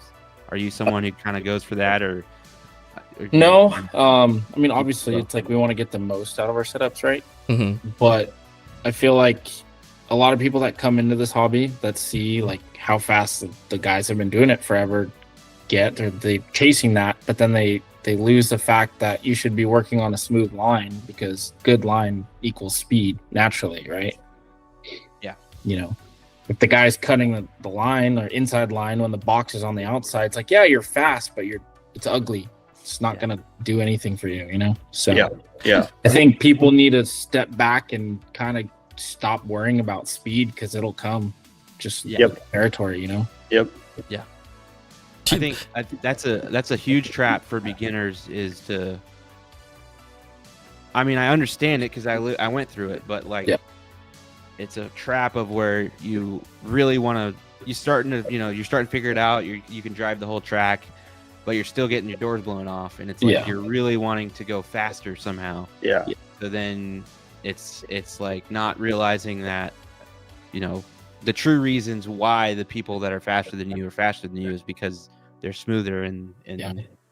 Better and throttle control. have better throttle control. Yeah. Well, I mean, your front end plays a big role in that as well, Yeah, for sure. You don't want to be plowing Yeah. your tires and stuff Exactly, like that. yeah. Or Yeah, crabbing you don't- or whatever. You don't have But a bunch of hair in your bearings or whatever, but Yeah. to a certain extent, like it's gonna just come down to your seat time. Yeah. Yeah, it's going to come naturally over time. And if you're Yeah. struggling to keep up and you think you're able to hold the line, go ask your friends or make new friends. You know? Yeah. Go ask people at the track. It's not a big deal. Yeah. We're all hella introverted, but you sometimes gotta get out of the shell and ask. Yeah. But I'm sure, like, if someone came up to you and you're like, hey, man, like, my car's kind of slow in this area. Like, do you have any tips on how to make it faster? It's like, of course you'll help, right? So, Yeah. Well, Absolutely. Yeah. like what? 80% of the time, you will get told your trigger finger. Like, Yeah. figure Yeah. that out. Yeah, sometimes, yeah. Or it's like I'll try and drive someone's car to see like, is the car itself fast or not? Yeah. And then if it usually is, I'm just like, just keep driving. That's my biggest thing is Sorry. when you drive the car, make sure it's not completely fucked somehow. Yeah. Yeah. And then if I can drive it around the track, then it's like, just practice. Yeah. Sorry, bud. Can't help you. That's how I feel like with Jake's car. Like, he let me drive his GRK5 the other day. Like, yeah, it felt great, but I couldn't drive it like how Jake drives it at all. Like, oh, dang it. But I don't know. Like to some extent, it's good to kind of learn how to make up for that as a driver. Like if someone's car is or someone's just faster than you, it's good to learn the ways that you can like close that gap a little bit, right? But Smart don't choices. you definitely don't want to be just always running inside just so you can keep up. Yeah.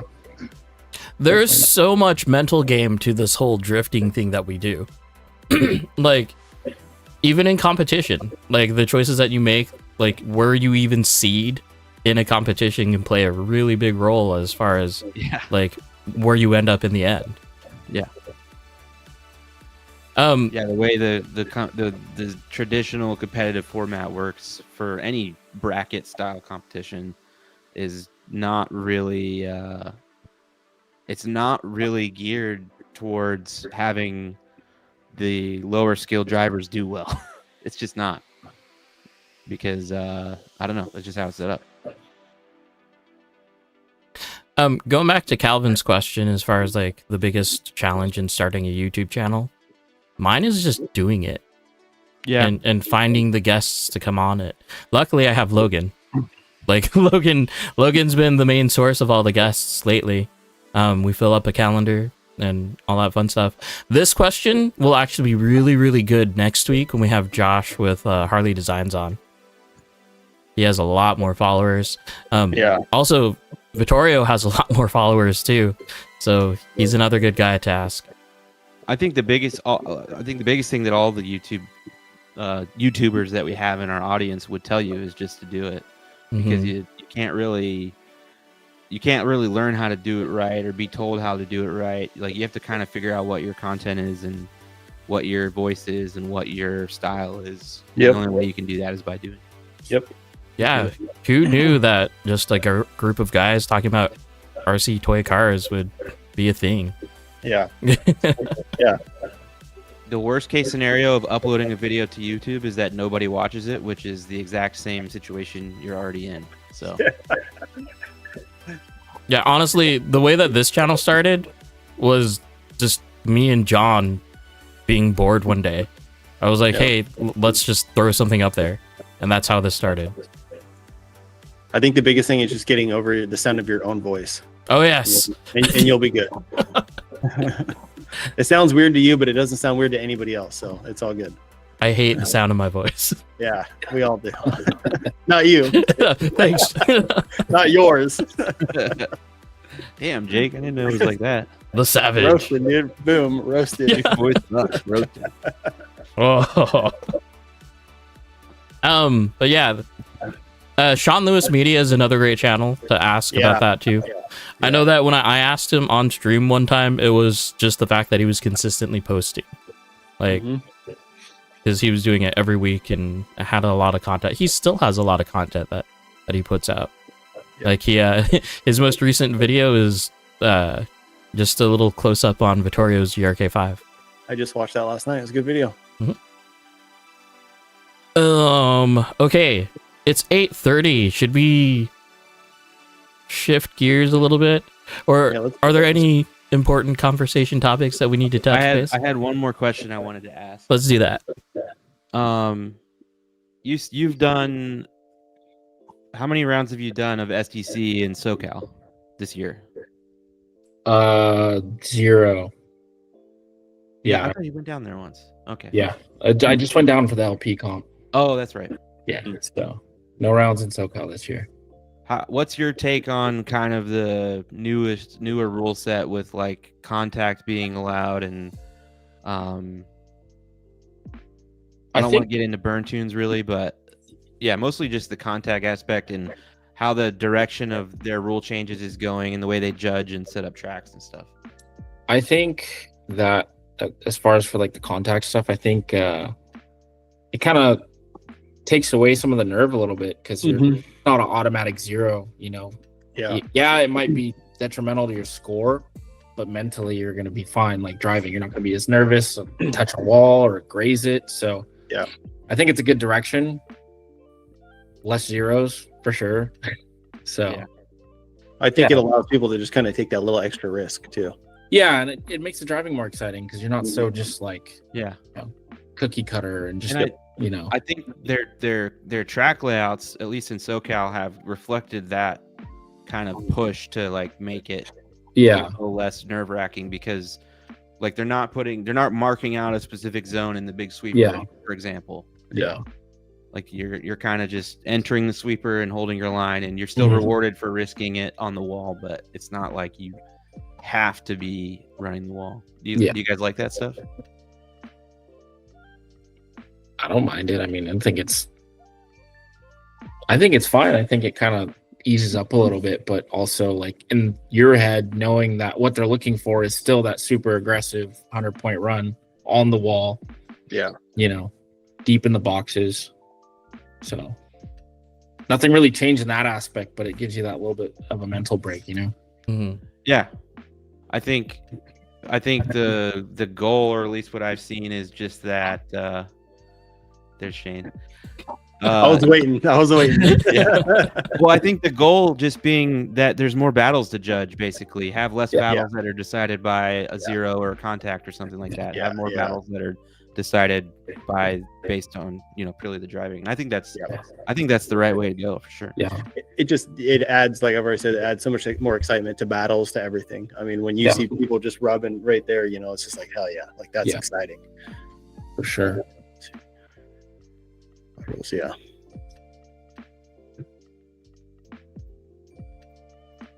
Sorry, if that's a compliment or what? he said you have the voice of "I'll take 36 cheese rolls." I don't. Is that a roast or a compliment? I don't know. Hey, that's going directly to Porto's. He knew where exactly that was hitting. Oh. Darn it. There was one targeted audience, and he found it. I blame the mic. I still hate the sound of my voice. Anyway, let's do some roasting. Let's check out, dude. Look at pictures. I like Durkee's workbench. That's pretty sick. Hold on. Yeah. My free desk. That is nice. I need to start off with Josh first. Okay. Oh, he asked us specifically. He gave us some ammo to roast him on. He gave us not a body. Not a freshly painted, Congratulations. amazing body. Because we always see these pristine, excellent, awesome bodies from Josh. Yeah. But now we get this. Look at that Macklin setup. Purple and red. What in the world, dude? What's happening? Soldering? Soldering. Boom. You Roasted. ever soldered before? I remember my first solder job. Oh, he's doing the hot new video Oh, thing. yeah. I don't know if I buy into this. Like, E-clip on those things. yeah. Oh no, just No. the smaller O-rings is fine. Yeah, actually, yeah. Logan just got them. They're pretty good now. See, I just They've not feel popped off once. all the scratches. I feel all the scratches in that. That Like- Yeah, that is kind visually, of cringe. visually, I hate that. Yeah. Steel on anodized aluminum, no bueno. Yeah. What is this? It's like a bag tie. No, that's a wire. I don't know what Some that kind is. of- yeah. See, he's got the shock tower thing. Yeah. Confirmed. It is a shock Yeah. tower. No. Jeez. I like this design though. Like the rear shock tower of just being able to loosen a screw and Yeah. being able to lengthen and shorten. Love that. Kind of like a front arm, or just a little set screw sliding in and out. That's nice. I just wish that part was steel, because I know that aluminum is gonna look completely crappy. Yeah, Like- I mean that's how the front end on the MD is, and I'm not like the problem is that you run out of adjustment points. Like Mhm. Yeah, once you've yeah. used it enough, you've put enough dents in it to where it only goes to certain spots. Yeah. Mitch, how It needs does to be like a hardened steel thing? and I then- feel like they need like the little, indents, like the overdose front lower arms. yeah, but then you're like limiting yourself a Not little. really. bit. There's a whole bunch, but also at the same time, like it'd be cool to have it like the height adjustment as well. So you got the Yeah. angle and the height would be cool. Yeah, that's the thing with the UC dampers is that you have to have your mounts have to be relatively like level, otherwise it won't. Like there's not a lot of angle you can have on those brass. Oh yeah, is it binds? It has to be perpendicular. Yeah. Are those the one-up bullets? those are the one-up bullets? Nice, good choice there. There you go. Mitch, how does it feel to know that the sound of your voice lives in Roast My Rig right now? Like, Oh, that's the fan cable. Duh. That is crazy. I'm That's a mentally crazy scarred. move. hold on. Okay, so we're going to roast my workbench really quick. Yeah. Okay, here. Man. So clean. Love the Coors Light sign. I'm a big fan. We got to mount that. Let's I get mean, it off yeah. the floor, though. I need to drill. It's an old neon sign, so I need to take the bracket off and then hang the sign up. Look at all that. A lot of trophies. It's pretty rad. A lot of bodies. I mean, we haven't really discussed this at all, but I'd say you're pretty into build and scale bodies too. Yeah, I think that's the one part in like RC drift I enjoy the most. I mean, I'm not, crazy with scale details and stuff like that, but just, the fact that I can go build a car that I want. But Yeah. you know what I mean? Go That's it. replicate one. Yeah. Yeah, I remember like following along with the Corolla that you did, and I was like blown away. That thing was sick. the blue and silver one. Yeah. That guy. Sick. Yeah. That thing's badass. Yeah. I love the body of your actual car though. That thing is just Yeah. perfection. I need to redo it. I mean, Wow. the car's had some updates, so Yeah. it's time for a refresh. Yeah. So this is your wife's computer, right? Yeah. I think you need to get her an upgrade. Probably. Yeah. Damn, dude. Well, no, Are those look, two, like, wait a minute. Are those two Modelos that are not opened? What the hell? Yeah, I got Roasted. two of them are drank already. Speaking of, I'll be right back. time for a refill. Time for number 3. And then we got Spleen Machine. We got DJ here. This is what he's been doing all night long. Yeah. Because he's been running those stock Galm shocks Hey. on. Hold up. Stop. Gotta do what you gotta do sometimes. And how long have you had them? The shocks? Yeah. He's only been Yeah, I driving. know. They've been sitting well, there for a while. Yeah, but at the same time, he's only been driving. It's gone for like a week now, so it's Mhm. okay. I was waiting for the oil. Are you big on like maintaining your shocks often, or do you just kind of build them and forget about it? If they look really nasty, then I'll rebuild them. But for the most part, unless they don't mechanically fail like they did at Super G a week ago, then I don't really touch them. Okay, if they're not leaking and you can like hear like some air in there, do you consider just dumping the oil out and putting fresh oil in a rebuild? Mm-hmm. Because it is. I mean, it It's is, but it 100% rebuilt. depends. Like at that point, are your shafts like kind of sticky, or No, they're fine. then I'll just put oil in it, call it a day. Full blown rebuild right there. Approved. I hate building shocks, so I'm just a full blown just scumbag it. Put oil in it, call it a day. That's all it needs, I'm dude. with you, Yeah. dude. All it needs. I don't like the feel of the oil. Oh man, I'm too autistic for that. Ugh. Here you go. This is cool. I love the Pokeball wheels. We've seen this before, and it was at the last car show too. Yeah, but wait, It's the Ben. new. I know, but he made a new one. This is the new one. Oh, this is the uncracked one. Yeah. This is the good one, the new one. And he got the Rev D wheels. Yeah. See, these are the wheels that we're talking about. The front wheels are the adjustable ones. I feel like these are the adjustable ones. Oh, I I don't could be know. wrong. Yeah, those look like DS racing wheels. Yeah. What the? Thanks, Ben.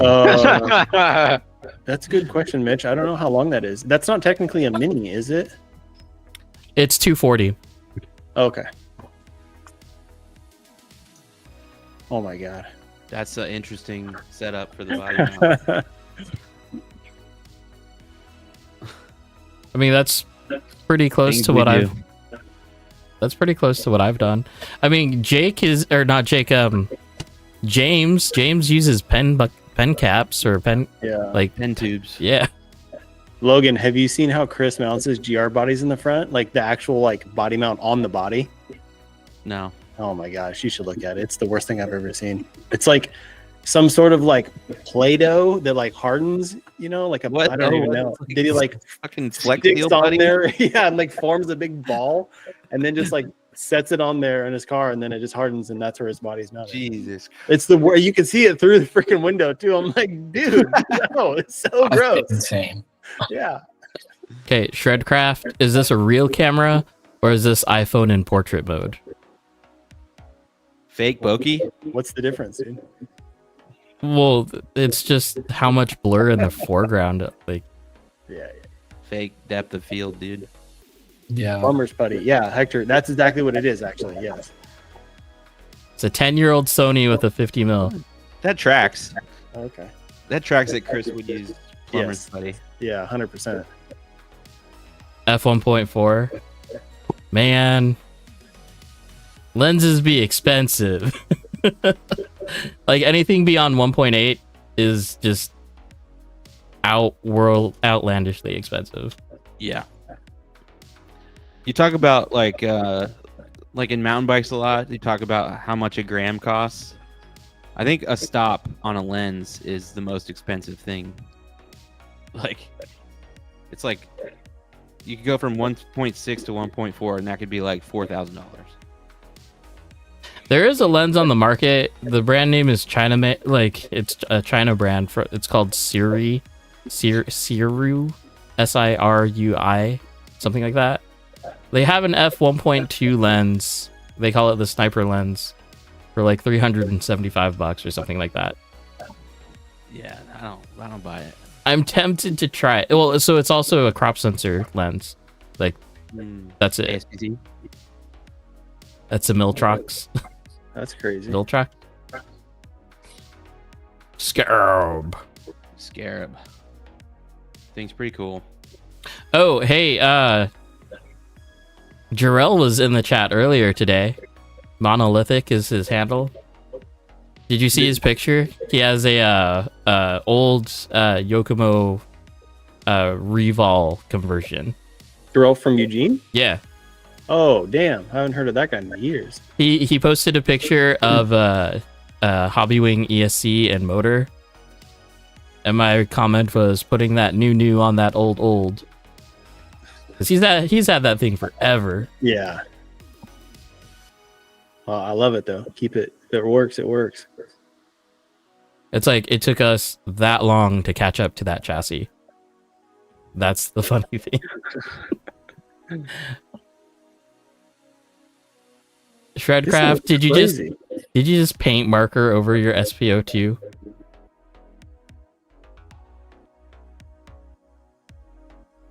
Oh wow! I Yeah, love- they did. Gotta love the TI burn though. Lamb shot.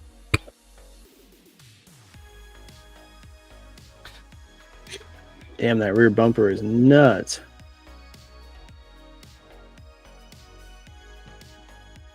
Cam is actually who inspired me to make that bumper that I made a while ago. Oh yeah? Because I saw he was making stuff when I like first got into drift. Wow.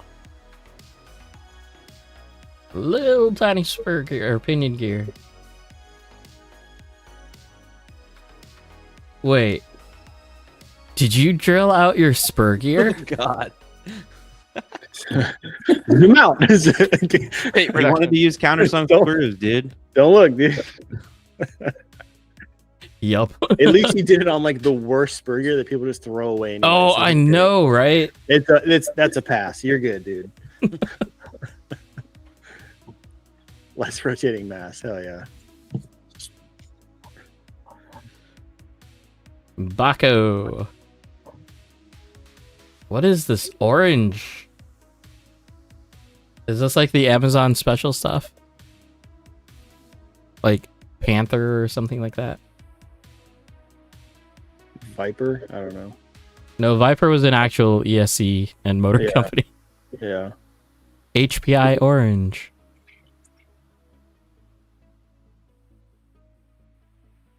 I think that's the one thing I want to see more manufacturers do is more colors. Dude, seriously, I'm so tired of red and purple Says the guy that only buys black chassis. because they don't make green ones, dude. It's just such a pain in the ass to add colors because it's like Yes. so much more overhead. Yeah, but also a lot of times they don't make certain things in colors, or the anodizing's different, or it's limited. It's like it's so dumb. I mean, So- Yokobo did it right. They came out with the blue again. I know. Finally, dude, they've been paying attention, Yeah. but then they discontinued it. You're like, You oh, have to really do it in limited runs because Yeah. otherwise you end up with like 50, units of some color that nobody wanted that you thought was cool, yeah. Yeah. just sitting on your shelf forever. Yeah. Ask me how I know. Work do that. My TDP when I had it was nickel plated. That was pretty cool. Oh, really? That's sick. Was it like polished nickel? Yeah, it was like a polished that'd be gold, but had a gold tinge to it. Mm-hmm. Dow, why is your chassis so dusty?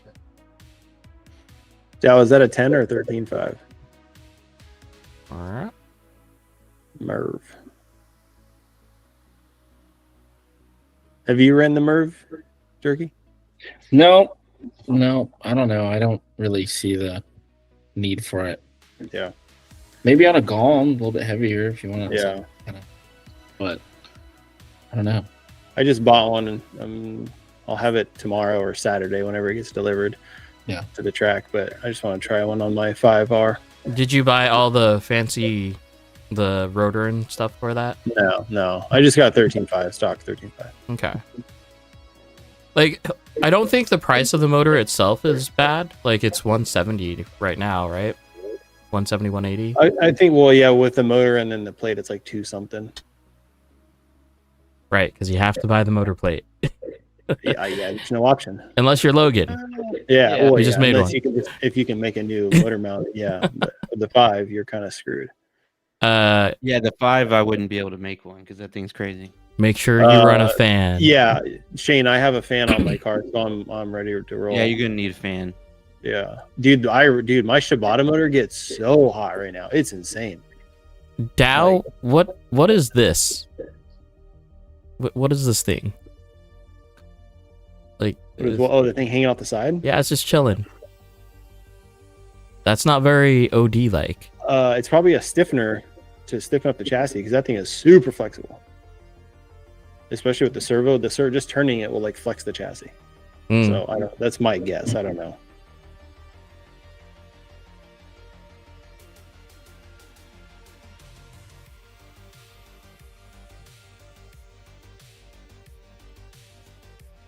Lance, yeah, you could. brace it. Yeah, see an attempt to brace it. Yeah. How'd it work, Dal? Did it stiffen it up a lot or a little or none? Oh, he's So- all the way back too. Nice. Is that why we saw like the TC decks like literally go out of stock and then pop up on marketplace all over the For sale. place? Yeah. Yeah, they're really flexible. I'm gonna Purple take thing. mine off mine and put my trans range on. Try that. Just, I don't think I'll ever be a flex guy. Still flexes. Nice. Success. Yo, you guys got my shocks done. Yay! You done? Hell yeah, Kickflip. dude. Finally, full option. Yeah, kick flipped it up, dude. No one's even mentioned that in the comments. Yeah, screw you guys. I guess you guys don't want freaking Yeah. 25 Ricky's like, cents. oh shit, there's another guy on the show? Kick flipped over to a shock, dude. Hey, What is this? He training. calls it a Roll DX. Yeah, I think it's Going chopped. with, what's going on with the turnbuckle body post brace? It's the help roll center. Is it a turnbuckle or is it like it's a standoff? On the back. On the back. Oh, on the on the back? Yeah, yeah. Front looks like a steering rack or a wiper. Instead of like running Hey. like one of those like the wrap up next carbon brace, he probably just runs the turn. No, Whoa, pick a lane. Where are we going? Front or back? I've done this before. It's on it's on my RMX right now. Just stiffen it up. Yeah, so it like stays equal length. Yeah. So points for ingenuity. Only because I've done it. We RC drift guys will just take parts out of their bag and bolt them to their car somehow Yes. and just yes. run Yeah. it. I love it. What can I make work? Yeah, I've been down that lane many times. This is cool though. I like this a lot. This reminds me of the DMR conversion, like LTS RDX thing. What do you think, Durkee? Do you experiment with stuff like that, or you just kind of build the cars how they come? I haven't really got that adventurous, honestly. Because most of the time when I'm building a car, it's like for, competition or whatever. Yeah, Like, yeah. not too much that I want to do to make it so Oh, there you go. Do you- off the mark, Yeah, I did have a Travis too, so that was kind of, I guess, experimental. yeah. That was a fun car. Did you get rid of it? I did. No. Yeah. Yeah. I got mine like same time you got your, like when everybody did. And I kept seeing your videos and was like, God, that's so sick. Love it. But yeah, same thing. I built mine, had it for like, I don't know, a couple months and sold it. Then got another one and then sold that. Yeah. They just get boring after a while. Yeah. Unless you got a bunch of guys doing weight shift stuff, it's Yeah. Yeah. For sure. That's how the Canada boys are up at 88. There's like, I think 3 or 4, no, maybe 4 or 5 of them now that have LTSs. Yeah. And theirs are good. They're so good. Josh would have an RDS that he's messing with. Wait. Who is this? Ideal Auto Factory, Josh. Oh, He's a YouTuber. yeah, yeah. And The I think RDX is not a bad chassis, honestly. Whoa. Holy crap. this is the RD 2.0 that we're looking at now. I know, but go back at one photo. That front end looks crazy. This Like front end. full blown trophy truck suspension, dude. Jeez.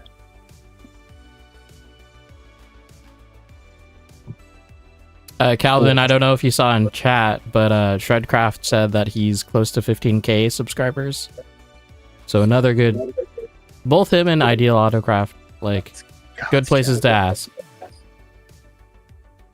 Yeah, that's a lot of travel. Look at that. That's insane. It's like all completely maxed out. Just think how much it rolls, though. Yeah, no kidding. I think I saw No, a video of this thing. It rolled pretty well. I love it. It's non-roastable. There's something about like the grit of this picture that I just love.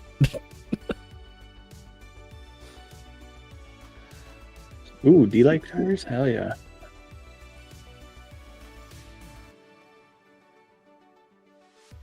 Oh, RevD Aerodisc or DS Racing Aerodisc insert.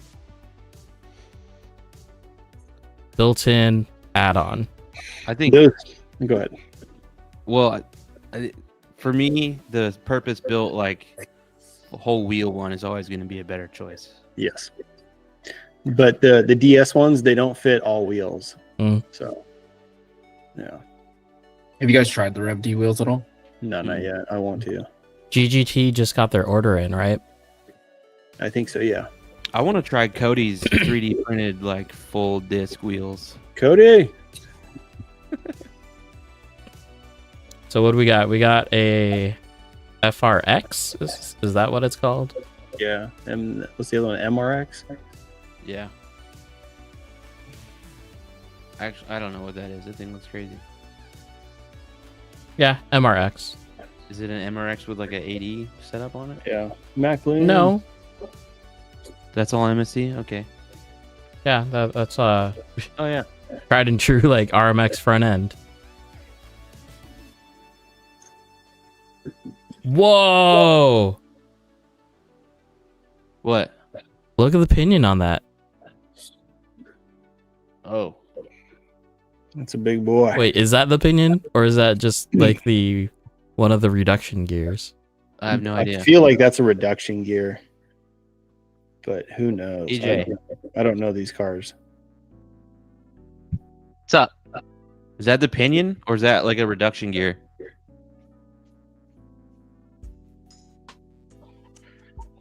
Yeah, shoot. That I couldn't even tell you. That looks like that's like a makeshift pinion gear. Shane Stumped our said boy. pinion. It's the pinion. Got the hog on there, dude. Holy cow. Yeah, it looks like a makeshift pinion. There is one point in time Yeah. where I was running 100 and something 64 pitch spur gear, and my pinion gear was like 50. It was hilarious. It was on the Frankenstein thing, Jake, like a long time ago. You've had a lot of Frankenstein things, Adam. No, the most have, the like- most Frankenstein thing. Did that have like was it aluminum or plastic or something? What? The pinion gear? You did not narrow it down for me at all. Sorry, Logan, your question? What material was the pinion gear made out of? Derlin. It was a real pin. The pinion gear? Yeah. Aluminum. Sorry. Did that chassis have like a lot more like movement on throttle and stuff? Because it's like a lot of mass, right? I On don't the think pinion. so. It made a really, really weird sound, Yeah. like because of it being so big. Yeah. But it was that chassis where it was like it was belt drive, but it was made out of an HPI or a Hot Bodies TCFD transmission that was Yeah. like stacked on top of each other. Yeah, I remember that now.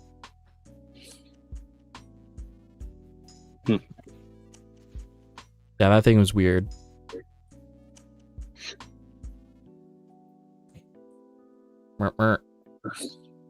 So I'm still on the idea of a GOM is just a GOM. Like it doesn't press any like fancy buttons to me anymore.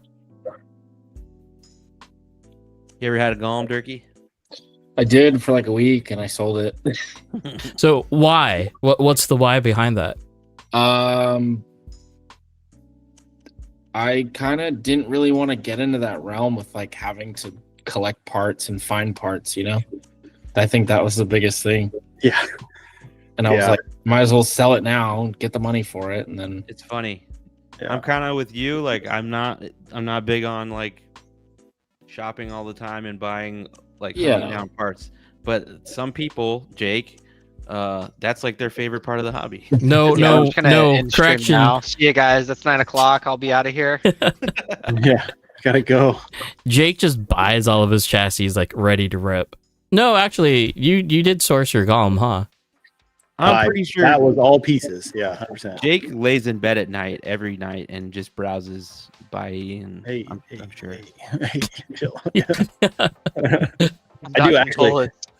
So, a funny story in 2023 when we started SDC round one, I used an MC1 that I bought from Baela and I got it like 3 days prior, and it was so good. Didn't even change anything, just drove it. And that's the same thing that you did with your GRK5, right? Yeah, yeah. And then you had to reverse engineer what they did to it, as far as like suspension did, right? Oh yeah, I had to figure out what oil and all that was in it. Yeah, How'd you figure out what oil was in it? I just dumped one out and then dumped the thickest oil I had in there, and then compared it, and I was like, "Yep, that's it." the viscosity drip test. Yeah, but also like Scientific.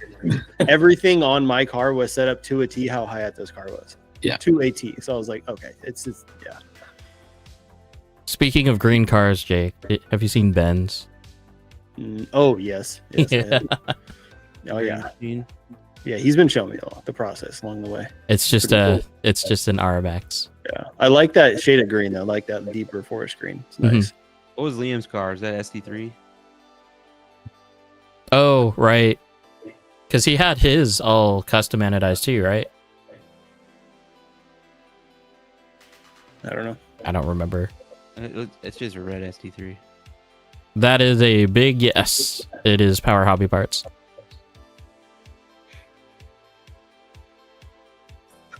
Yeah, Ben, let us know when your events are. Make sure to post them. I know I've been in their chat. They've been talking about doing another one. And where Judd is coordinating with them on when that should be. But I don't know. Yeah. Yeah, that'd be cool to close the track and go down there. Pretty bummed we missed that big Matsuri. Yeah. It was fine. It was fun. Yeah, I know. I missed it and I'm bummed. I know it was fun. I got Traxxas koozies, the Eco Power pit mat. That's over on the desk there. Oh, that's what you won? Yeah, and a few other things too. Sick. That like not a lot of drift related stuff, but definitely hobby related for sure. Yeah. Well, that's how it goes. Yeah. All right, you guys. It is 9:02. We finished roast the rigs. So that was fun. Good job. I won the Backy comp in the RMX. There you go. Yo. One more episode in the book, boys. Yep. And then just for preview, we're actually like packed all the way out to July. So that's cool. Next I'm week, gonna have to do one episode in July from like maybe outdoors. I don't know. I don't know where I'm gonna be. next week is Josh with Harley Designs. So we're gonna have Jake and Lance on that one. That should be a fun episode. And then after that, we've got Joey and Afro. Joey's coming back. Afro's never been on the show. So that'll be fun. Jake's gonna be on that one. Yeah, all right. Juneteenth, the 19th, we're gonna have let's see. I don't know how to say the name, but Kevin, Tyler, and D'Antonio, Logan. Style overall. There you go. That's how you say it. And then Josh, Ideal Auto Factory, is on the 26th. And we're gonna skip the week of the 4th of July. And then we got Justin with Peachtree Drift on the 10th. Yeah, that'll be interesting one because they're kind of in limbo right now. Yeah. Because the shop that they were sharing had to close down. So Oh no. I guess that'll be an interesting process. Like, yeah, update for I'm 'em. just kind of surprised that in Atlanta they're struggling to find a scene because obviously like that's one of the biggest FD events. Road You would Atlanta. expect there to be a lot of fans, you know, RC people. Well, just real estate's Huge city, expensive. but So they've been struggling. yeah. All right, Durkee. So since Ray started this whole thing, do you have any call outs that you'd like to Ooh, yeah. shout out?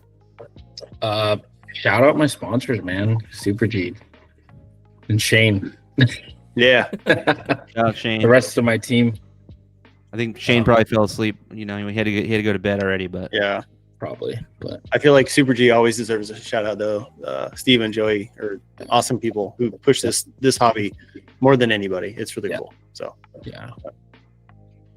So, yeah, it's pretty much it on my list.